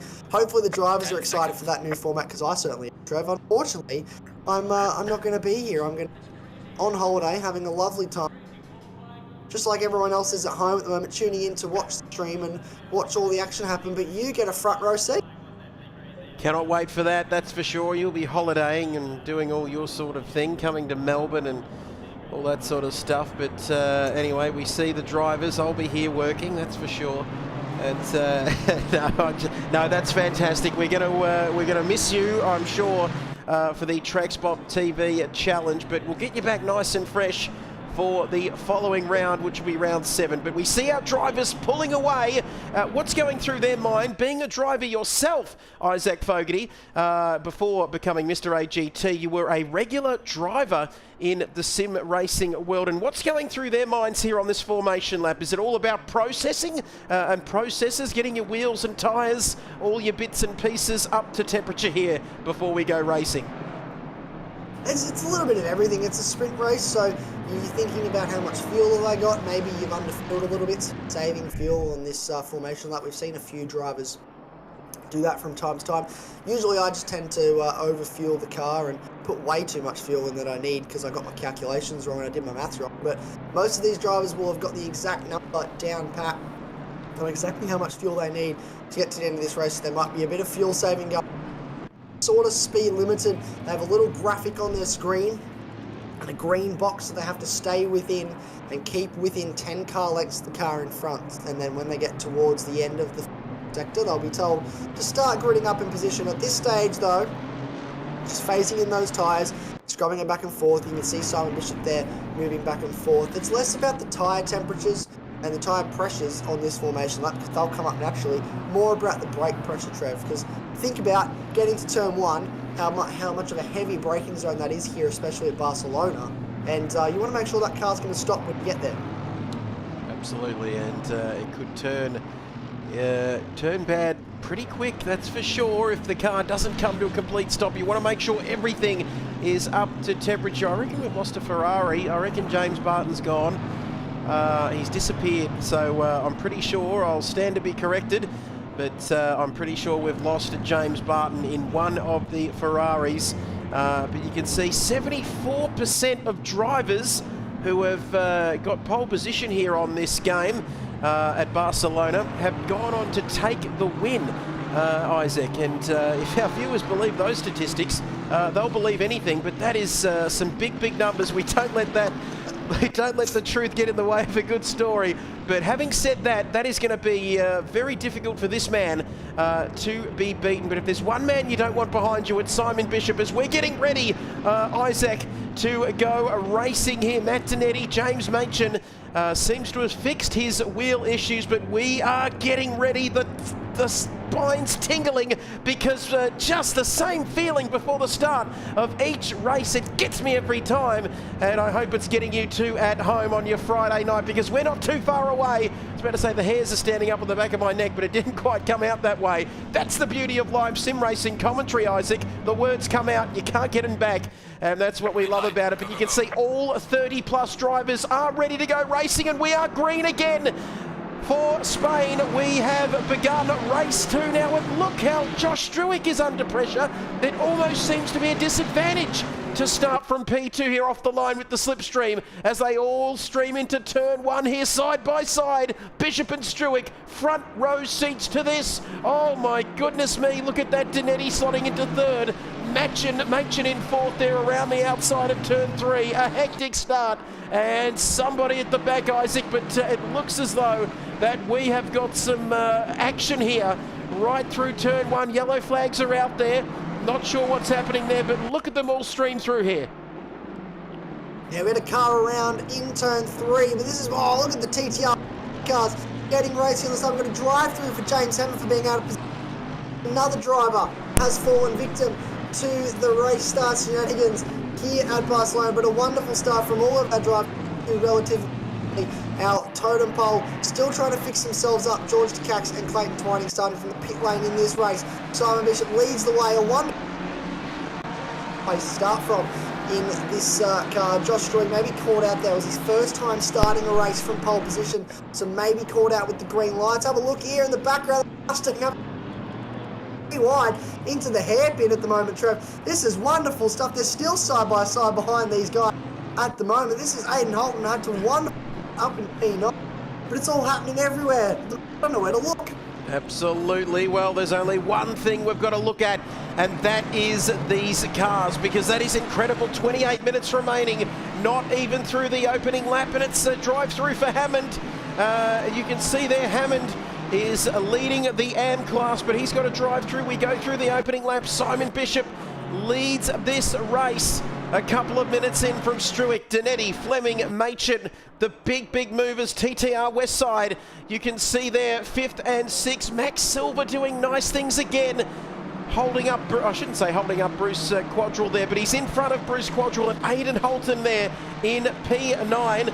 Forgot to mention, Isaac, as well, we had a couple of ring-ins tonight, a couple of substitutes as well here this evening. We certainly did. Nathan Hutton is one of those. We saw him in the Mercedes last time out of the Spanish SuperSprint, and he's done a wonderful job again tonight jumping in the BCG BMW. That's the number 47th car. Currently sitting in 14th place in this race, so he's doing a wonderful job. And then James Hammond, obviously, in the 59 Defy Motorsports Mustang. He's feeling Adam Joy, who's feeling a bit under the weather tonight. We wish all the best. Hope he's feeling better soon. We had a couple drivers out tonight feeling unwell. And Les Sam with one of the familiar faces, one of the well-known drivers up and down the field. He's well liked by everyone in the league, and he's also out tonight feeling unwell, hopefully tuning in. So hope you're feeling better soon, LJ. We miss you. Two Ferbs and all our drivers aren't able to make it tonight, and Liam Tame, another one of those. Busy boy at the moment is Liam Tame. He's got life things happening here, there and everywhere, and he's found someone else to jump in the car tonight. And it's great that we have these guys, Trev, that can just jump in and fill in and get some points for the teams. Yeah, we love it, and fantastic sim racing community. Big shout out to Liam Tame. He is a busy boy, let me tell you. There's a lot of stuff happening there as we see Simon Bishop, lap 2 of this race. Big Struick has taken the fastest lap. Carreras Malivios. That is wonderful, marvellous racing in Spanish. Excuse my Spanish, as they say, but this is wonderful, marvellous racing that we are seeing here. Matt Danetti in 3rd, Fleming in 4th. Championship points. That's another thing we've got to think about for everybody watching at home. To finish this race, first you must finish, but then think about the championship points that are on offer here as well. Bruce Quadrell there slotting in nicely. Yellow flags out for car 55. What is happening there? Sinclair off the circuit and into the gravel, and he's getting around there. Some damage to the front of that car. He appears to be all on his own, but we did catch the back end of that incident as the Spanish marshals are waving the white flags. But I tell you what, there'll be no sign of Sinclair surrendering here, that's for sure. But he does have a lot of damage on that car number 55. Yeah, the front end damage there and the position of that car may have been a bit hand there with that incident for Sinclair. And I think he's rolled off the circuit. He has. And it looks like he may return to the garage, maybe looking at a bit of steering damage there for Sinclair. And that's disappointing. He was running well up until that point, and he's just sitting there off the circuit at the moment. So we'll keep a close eye on that. James Hammond served that drive-through, now sits in 27th place. Bowen Piper sits in 30th. He's having a few issues at the moment as well. And it looks like Mark Sinclair's still sitting there off the circuit, but Simon Bishop leads the way from Josh Struig, from Matt Danetti, from Cameron Fleming, from James Machin. That's your top 5 at the moment. Nick Carter and Max Silver not too far behind these guys. This is a nice little pack shaping up for the back end of the top 5, Trev. Oh, absolutely. Now, no pit stops. No pit stops if you're joining us for this Spanish Super Sprint. So it is just a straight sprint from start to finish. Are there any team orders between Carter and Machin? I don't think there would be. There's none of this. Fernando is faster than you. Remember that from many, many years ago. I don't think we're going to be seeing that here.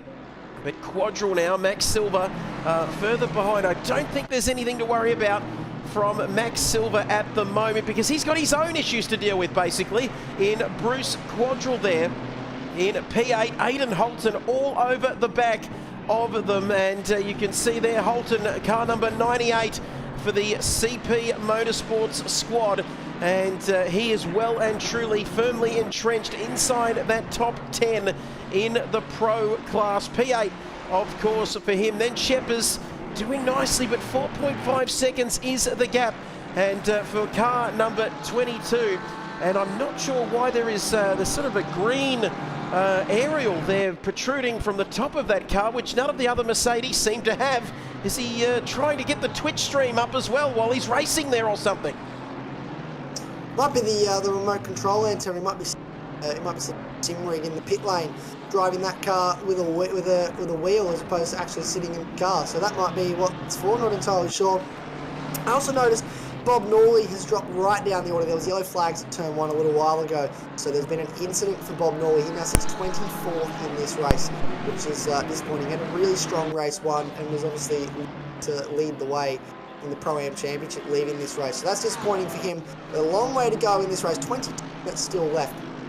So plenty of time for him to make up some places. Having a look up and down the field as well, Anthony Burrows, this is a stronger race for him so far, sitting 14th after being in the back end of the top 20 in that first race. So he's doing a great job getting himself back up the order and looking like a strong contender to get some decent points in this race. He certainly is, and we were maybe a little bit harsh on him, I would suggest, there in that opening race, because he's come back pretty good for TTR Eastside, and his teammate, of course, Frank Horvath, is a little bit further down the field. But look at this huge pack of cars, and is that our race? Are they our race leaders? No, they're not. No, I beg your pardon. I just saw a BMW and a Mustang, and well, they might have been our race leaders, but I don't know what I'm talking about, Isaac. But lap 4 of this race sees Simon Bishop lead, but not by much.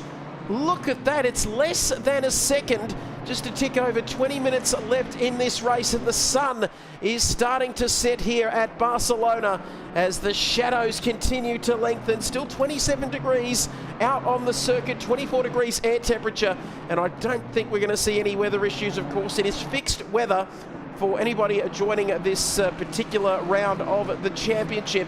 Hola and hello to you, as we like to say in this part of the world. But there's a 2.5 second gap back to Fleming, and he's under pressure. It's all east and west, south, west side. They're coming at him from everywhere here. They're coming at him from all compass points at this stage.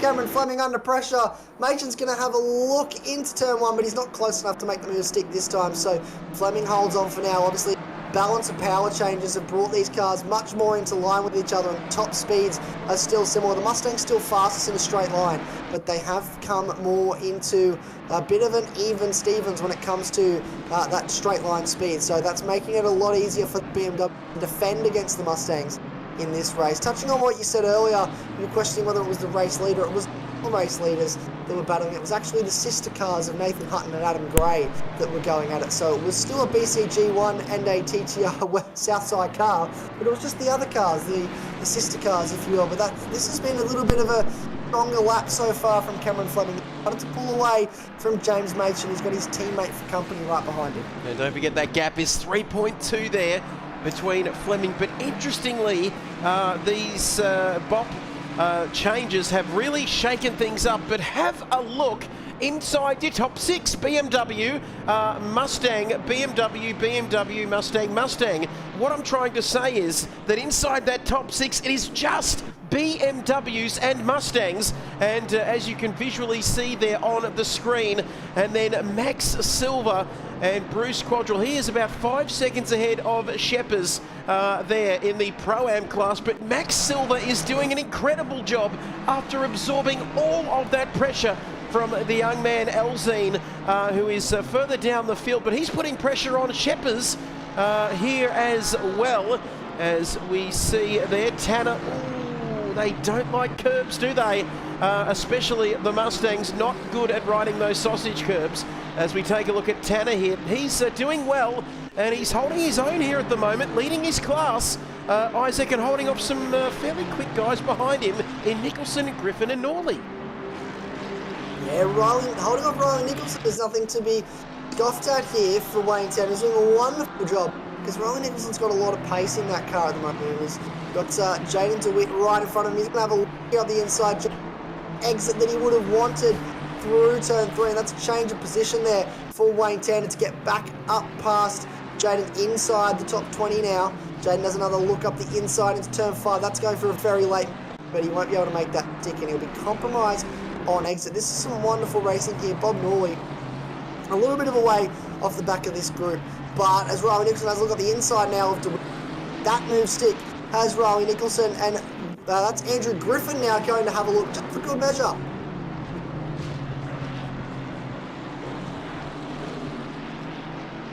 18 minutes remaining in this race, and you can see Friday night action aplenty here on your Friday night, and lap 6 of this race. It seems like more than that. Struick very, very close now. Simon Bishop, the wily Foxman. Wily Foxman? What on earth is going on there? But lap 7 of this race, the man with not a lot of hair, but that just would slow him down if he had more hair. But let me tell you, he's under pressure here. But if there's anyone that can get up early enough in the morning New Zealand time to absorb that pressure, it's Simon Bishop. Simon Bishop, he eats pressure for breakfast. This man feels no pressure. He spent 90 minutes at Imola. It's one of my favourite things to talk about. I never mention. He spent 90 minutes at Imola with Matt second of him the entire time, and he still managed to hold on. So Josh Struick right behind him. This will be nothing for Simon Bishop. Maybe Matt Zanetti can invite himself to this party if this battle continues. Simon Bishop has the fastest lap of the race, but it's clear at this stage that Josh Struick just has that superior grip. And I think, Trev, this is a perfect time to talk about the balance of power. We've teased it all evening and just exactly what changes have been made, but I'll talk you through, if you will. There's been major updates to LFM BOP. Stop teasing me. There's been major changes to the LFM BOP. LFM stands for low fuel motors. The balance of power system we use here at AGT. It's very wild in the ACC sim racing circles, and recently they've made the decision that the Mustang is too quick, Trev. It's too fast in a straight line, and the only way to combat that is to introduce to restrict the engine power.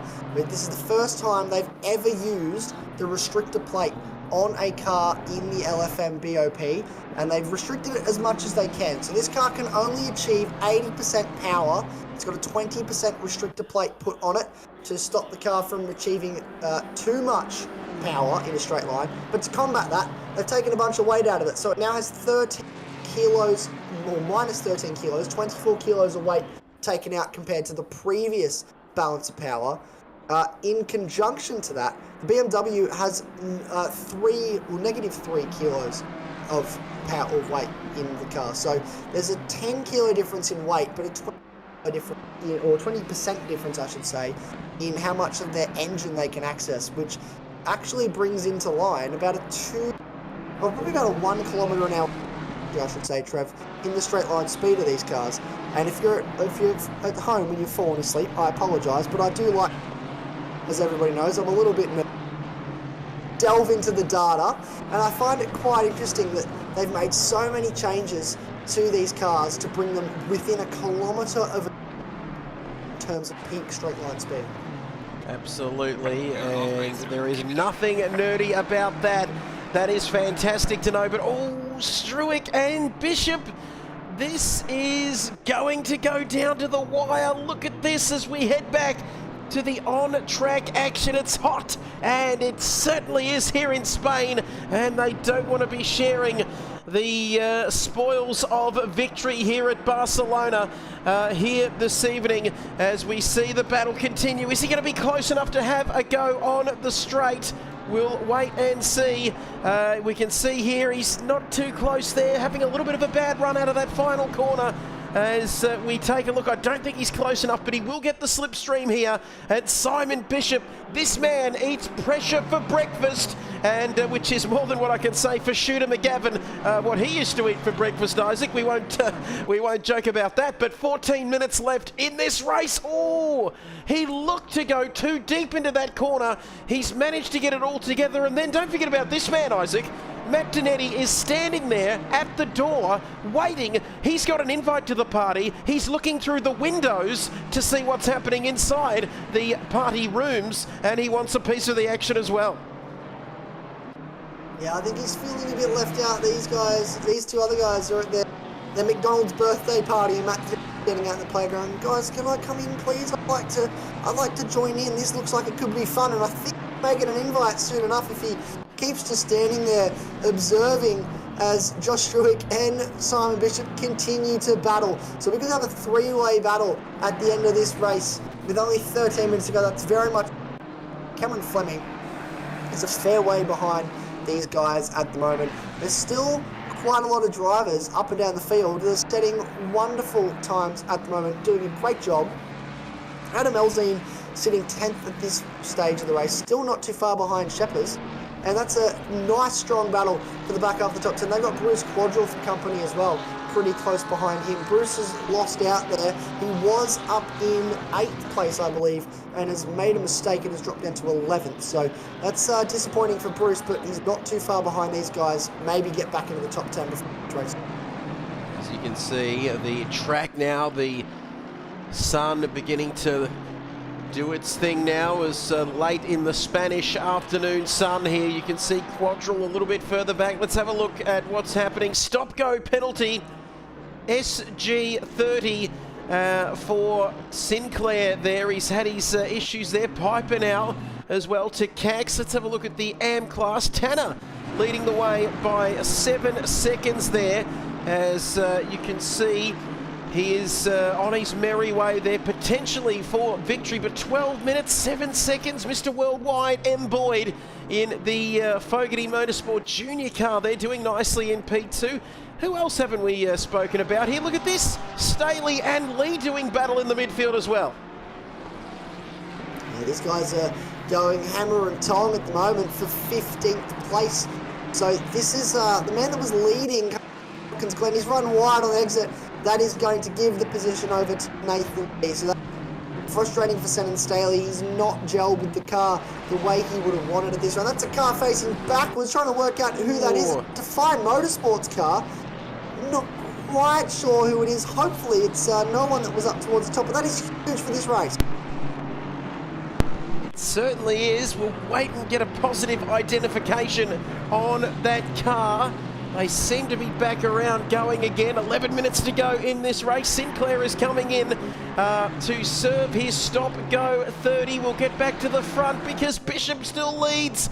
But Struick, Matt Donetti, he has got into the party, and now it's a three-way battle for the win. Grandstand finish coming up here for round 2 of this AGT ACC season number 2 and the Spanish SuperSprint. Boy, they kicked us out the first time, Isaac. We came back, hola, and now we're back here, and look at this. It's coming down to the last 10 minutes of the last race of the evening. I think you break me every time you do your hola, Trevor. Absolutely love it. But this is going down to the wall. They didn't think we were going to do some very good racing, but we've certainly proved them wrong when they've let us back in racing we've produced this evening. We've got 3 cars all within a second of each other, and they're the top 3 cars, first, second and third. These are the usual the guys we've seen at the top time and time again. This is business as usual for these guys, but they're providing some great racing at this stage. I can confirm the car that locked out that was backwards earlier on was Sheppard, so he's dropped right down the order. Not sure what happened there. I think he was on his own, so potentially that was just a self-inflicted spin. We'll have to look further into that after the race, though. But this is where the action is at the moment. Matt Donetti closing in on Josh Struick and Simon Bishop. Oh, it could be the cold and flu drugs. I have been bedridden for a couple of days, but I cannot believe what I am seeing here because, and traffic? Wow, they are coming up to some traffic there. One of the Fogarty Motorsport Junior cars is getting out of the way. Great effort there to get out of the way because this lead battle is not something you want to affect whatsoever. See that BMW bouncing. but you've got to say there's a number one on that car, our reigning champion. There's a number one on that car, Isaac, for a reason, and that reason is that he's very, very quick. We know that, and he eats pressure for breakfast, and it looks like he's extending that lead with just under 9 minutes to go. Is Struick more worried about Matt Donetti? That is the question. He got a late invite, now he's at the party, and we see here Fleming and Carter as well. Wow, 4th and 5th, everywhere you look, there's battles galore here in Spain. Yeah, well, everyone else down the order started to spread out. Adam Gray and Nathan Hutton's close together, but the battle seems to be towards the front. Everyone's got a big magnet, and they're all just sort of pulling in. Matt Donetti's dropped right off the back of Josh Struick now, as I said that. So there's been an issue for Matt Donetti. He's now 5 seconds away from Josh Struick and Simon Bishop, and he's right actually up close to these two. So there could be a three-way battle for the back half of the podium. Certainly would be a gran carrera, Isaac. It is great racing indeed, and not quite sure the accuracy of Google Translate. Don't count on that one if you're heading to Spain, but 8 minutes remaining in this race. Look at the action that is happening there as we see Carter running slightly wide, but it doesn't seem to have slowed him down too much as we approach the La Caixa hairpin at turn 10. Not getting a move done there. James Machin as well. Is he going to come and help his teammate? Let's just wait and see. 1.8 seconds further back, then it's Silva, and a very, very sun-kissed part of the circuit there here in Spain. And I've got to say, the Spanish SuperSprint, it was well worth the wait of a couple of months, because we have enjoyed every single second of it here this evening, and please let us know if you're enjoying it as well. Of course, that's a silly question because we know they are, and it gets better too. We've got back-to-back Friday nights, but we'll get to that a little bit later on. But Bishop leads on lap 13 of this race, 7 minutes to go. You're in this car, you're sitting behind the wheel, Isaac Fogarty. What is going through your mind? What are you thinking of right now with 6 minutes left? First of all, if that was me behind the wheel, it'd be, oh my God, I can't believe it. Simon Bishop's for Josh Struick. He's done this many times before. This is the norm for him. They spent so long together battling at Watkins Glen just a couple weeks ago. So these guys know each other's race inside and out. So if I'm Josh Struick at this point, I'm just thinking about where is Simon Bishop compromised. I'm watching the body language of that BMW, seeing what corners I can get a good run out of. Is he strong enough through here? Can I get a nice run through this corner to set myself up on the run down towards turn 10? I don't think he's going to be close enough this time because that BMW is very strong through this final sector. So if I'm Josh Struick at the moment, I'm just trying to find a mistake from Simon Bishop, which he doesn't make very often. So this is going to have to be a bit of a patient game for Mr. Struick with 5 minutes to go on this race. Yep, he's going to have to play the long game here. Couldn't agree more. You can see there, and Matt Donetti, 7.2 seconds. So there's a little bit of cosmetic aesthetic damage on that car. So I'm sure that he must have run into some trouble somewhere. Fleming and Carter not too far behind him. So that's interesting as well. James Machin there, 1.1 further back. Then it's Max Silva leading the way, and he has driven a superb race. You can see there 4.7 ahead of Holton and 4 seconds further back to Adam Elzine. So it's not going to be quite as close as it was in race 1. He is doing very nicely there, and then it's Gray in second in the Pro-Am class, then Hutton, and then if we go back to see where Tanner is, let's have a look at this. Nicholson with him for company, but he is punching well above his weight here. Is Tanner in car number 97 onto the start-finish straight. We go less than 5 minutes remaining. What can you see changing here, Isaac? As Horvath with a drive-through penalty. Controversy here late.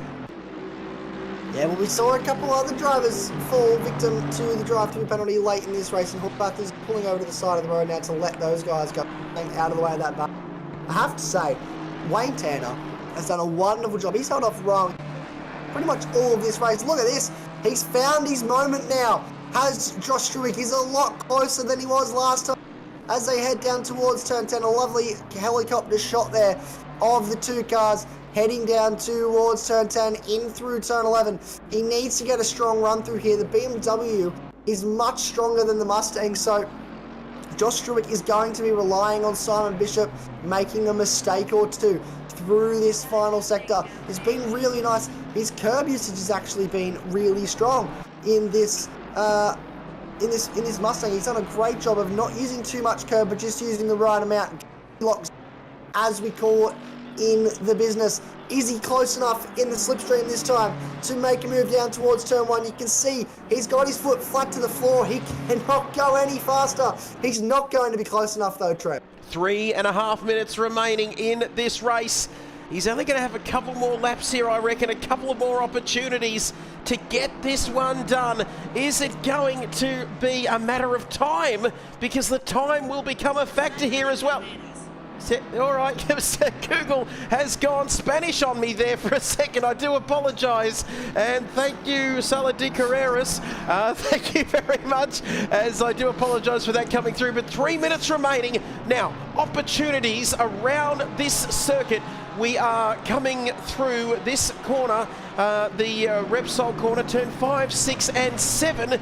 TV3, which I'm guessing is the name of a Spanish television network, not as good as TrackSpotTV, of course, but this is the opportunity, isn't it, here, through turn 9, approaching turn 10. If he can get close enough, if he's good enough, he's close enough. Yeah, that's the thing. He gets a really good run through the first and second sector, but this BMW, Simon Bishop, he's just so strong through the third sector that it's just impossible for Josh Struick to get close enough to be able to make a move down in towards turn 1. So all that hard work just doesn't quite pay off because of the strength this BMW has, and Simon Bishop has used that to his advantage here with 2 minutes to go. A lapped car at one of the most awkward times for these drivers. Through the final corner, he's going to have to get out of the way as quickly as possible. I think he's going to check Simon Bishop up just a little bit, which could open the door here for Josh Struick. He's going to use the lap car to his advantage. Simon Bishop moves to the right-hand side of the track to defend the position, and I think he's just gotten away with it, just held on. This is wonderful racing between these two. Oh, how good was that? You can see Simon Bishop just trying to break that slipstream. Less than 2 minutes remaining now. And so often over the years, Isaac, we've seen back markers come into play. Remember Häkkinen and Schumacher at Spa there with, I think it was a BAR there, and Mika Häkkinen getting one of the best moves of all time there way back in the day. But it's all about here. Now, let's just focus in on the present. Let's stay here now and enjoy this, because we've only got a couple of minutes left and it is very close. Yes, I know, Isaac, our viewers are thinking there's other battles happening out here, including this one between Fleming, Machen, 6th and 7th. They're close as well, but you'd be a brave man to take your eyes off this with a minute remaining. There's too many battles for us to do. We almost need like a split screen of like 7 different battles all going at the same time. Because Bob Norley's also trying to make him daily down in 15th place. So it's all happening up and down the field. Names here, there and everywhere trying to find their way up the order through different cars to make up positions. But this is the battle that we've been keeping a close. He looks to be closer this time. This is going to be the start of the final lap. They'll get one more run. He'll get one more go at Simon Bishop, the #1 car, the reigning champion. Can Josh Struick make it 2 from 2 tonight? Or can Simon Bishop bounce back with a race win here in Spain? Let's wait and see.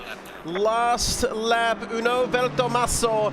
One more lap remaining here in this race. Let's have a look and see. Turn 1. No, you're not going to get it done there. No, Signore. As he's very close though, isn't he? But Simon Bishop needs to have the widest #1 BMW in Adrenaline GT, AGT, ACC history if he's going to get this done tonight. Sheppers and a couple of other guys down there have drive-through penalties. We don't care about that, Isaac. We're here for this.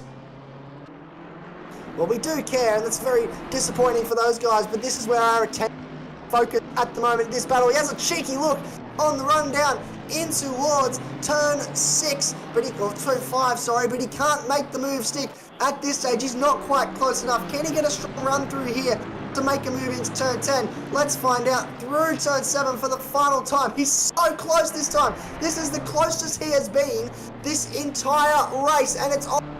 lap. He's got the run now. Has he got the stronger exit?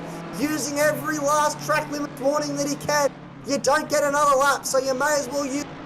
He's not close enough into turn 10, Trev. He's got one more sector to make the 11, 12, 13, 14, 15 to go. Final sector on the final lap in the final race to complete round 2 of the Spanish SuperSprint. Is it going to be Bishop?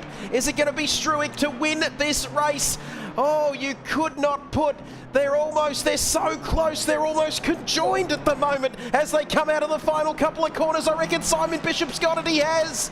The wily Kiwi has taken victory here tonight, not by much, but it doesn't matter if you win by an inch or a mile, Isaac, because winning's winning. Any real racer will tell you that. That's exactly right. Martinetti holds on.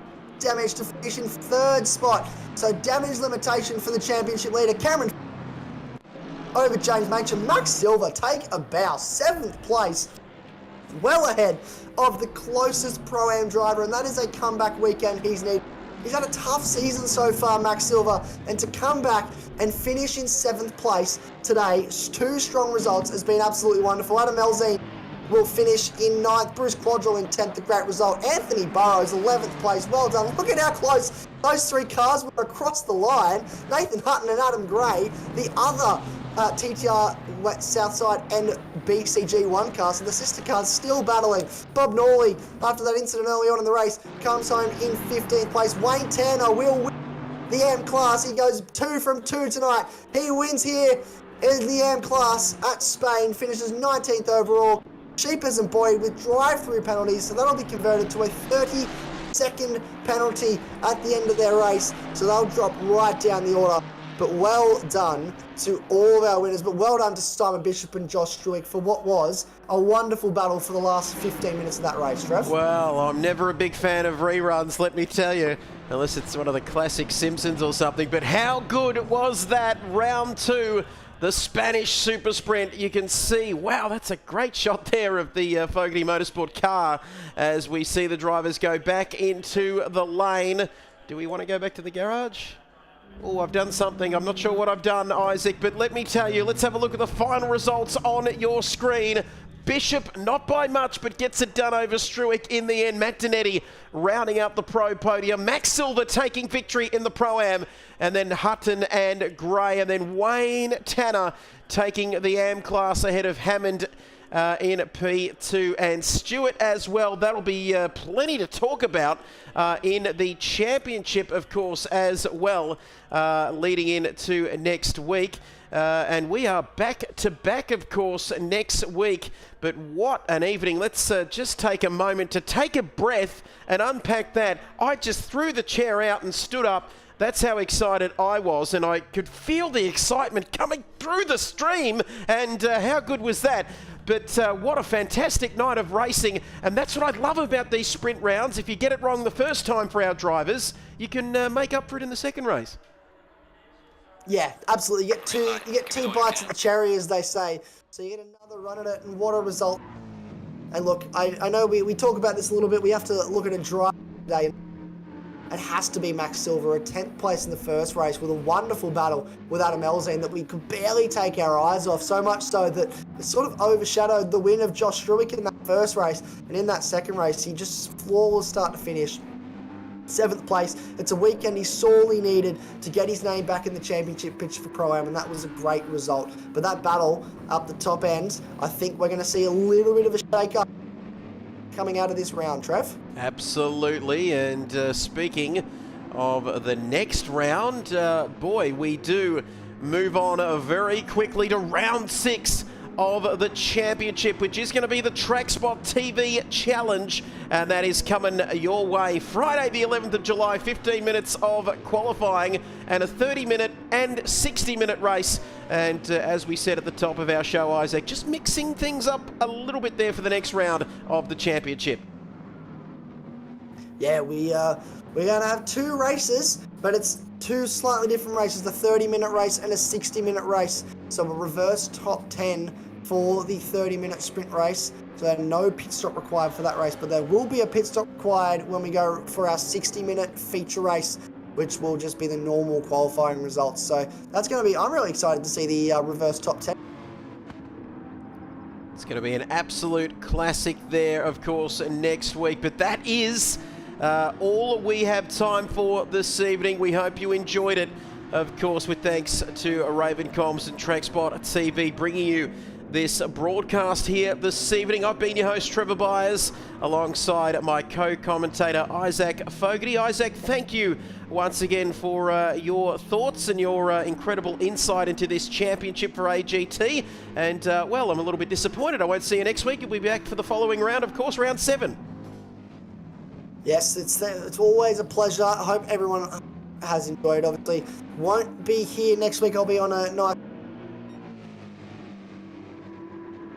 in chat. I'll have a few things to say here and there, I'm sure. A few statistics. Maybe I'll get my little booties out to provide some insight from the couch. But yeah, absolute pleasure. Thank you so much for having me yet again, Trev.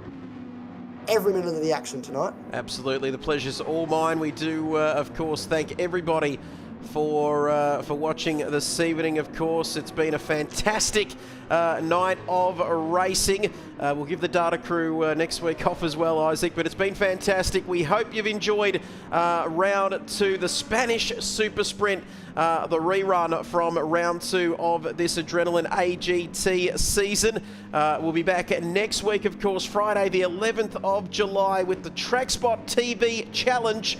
But that's our lot for this evening. Don't forget, have a great week, a great weekend, a great week. Be kind to one another, and we'll see you next time for AGT. Bye for now.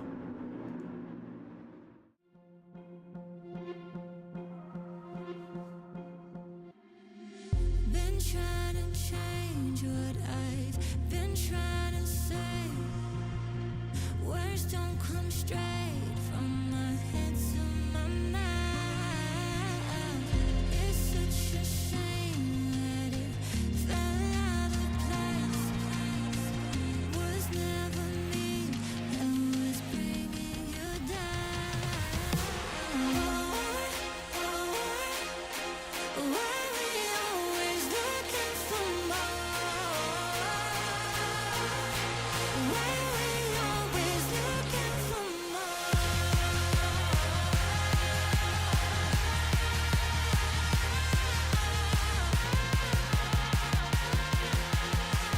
we always looking for more? Always looking for more.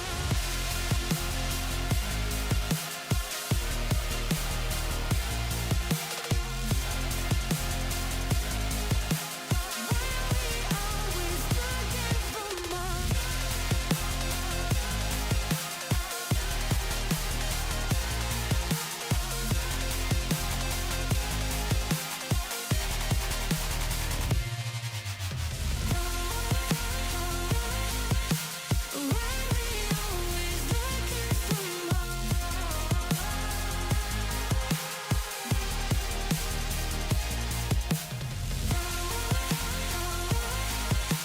Why we always looking for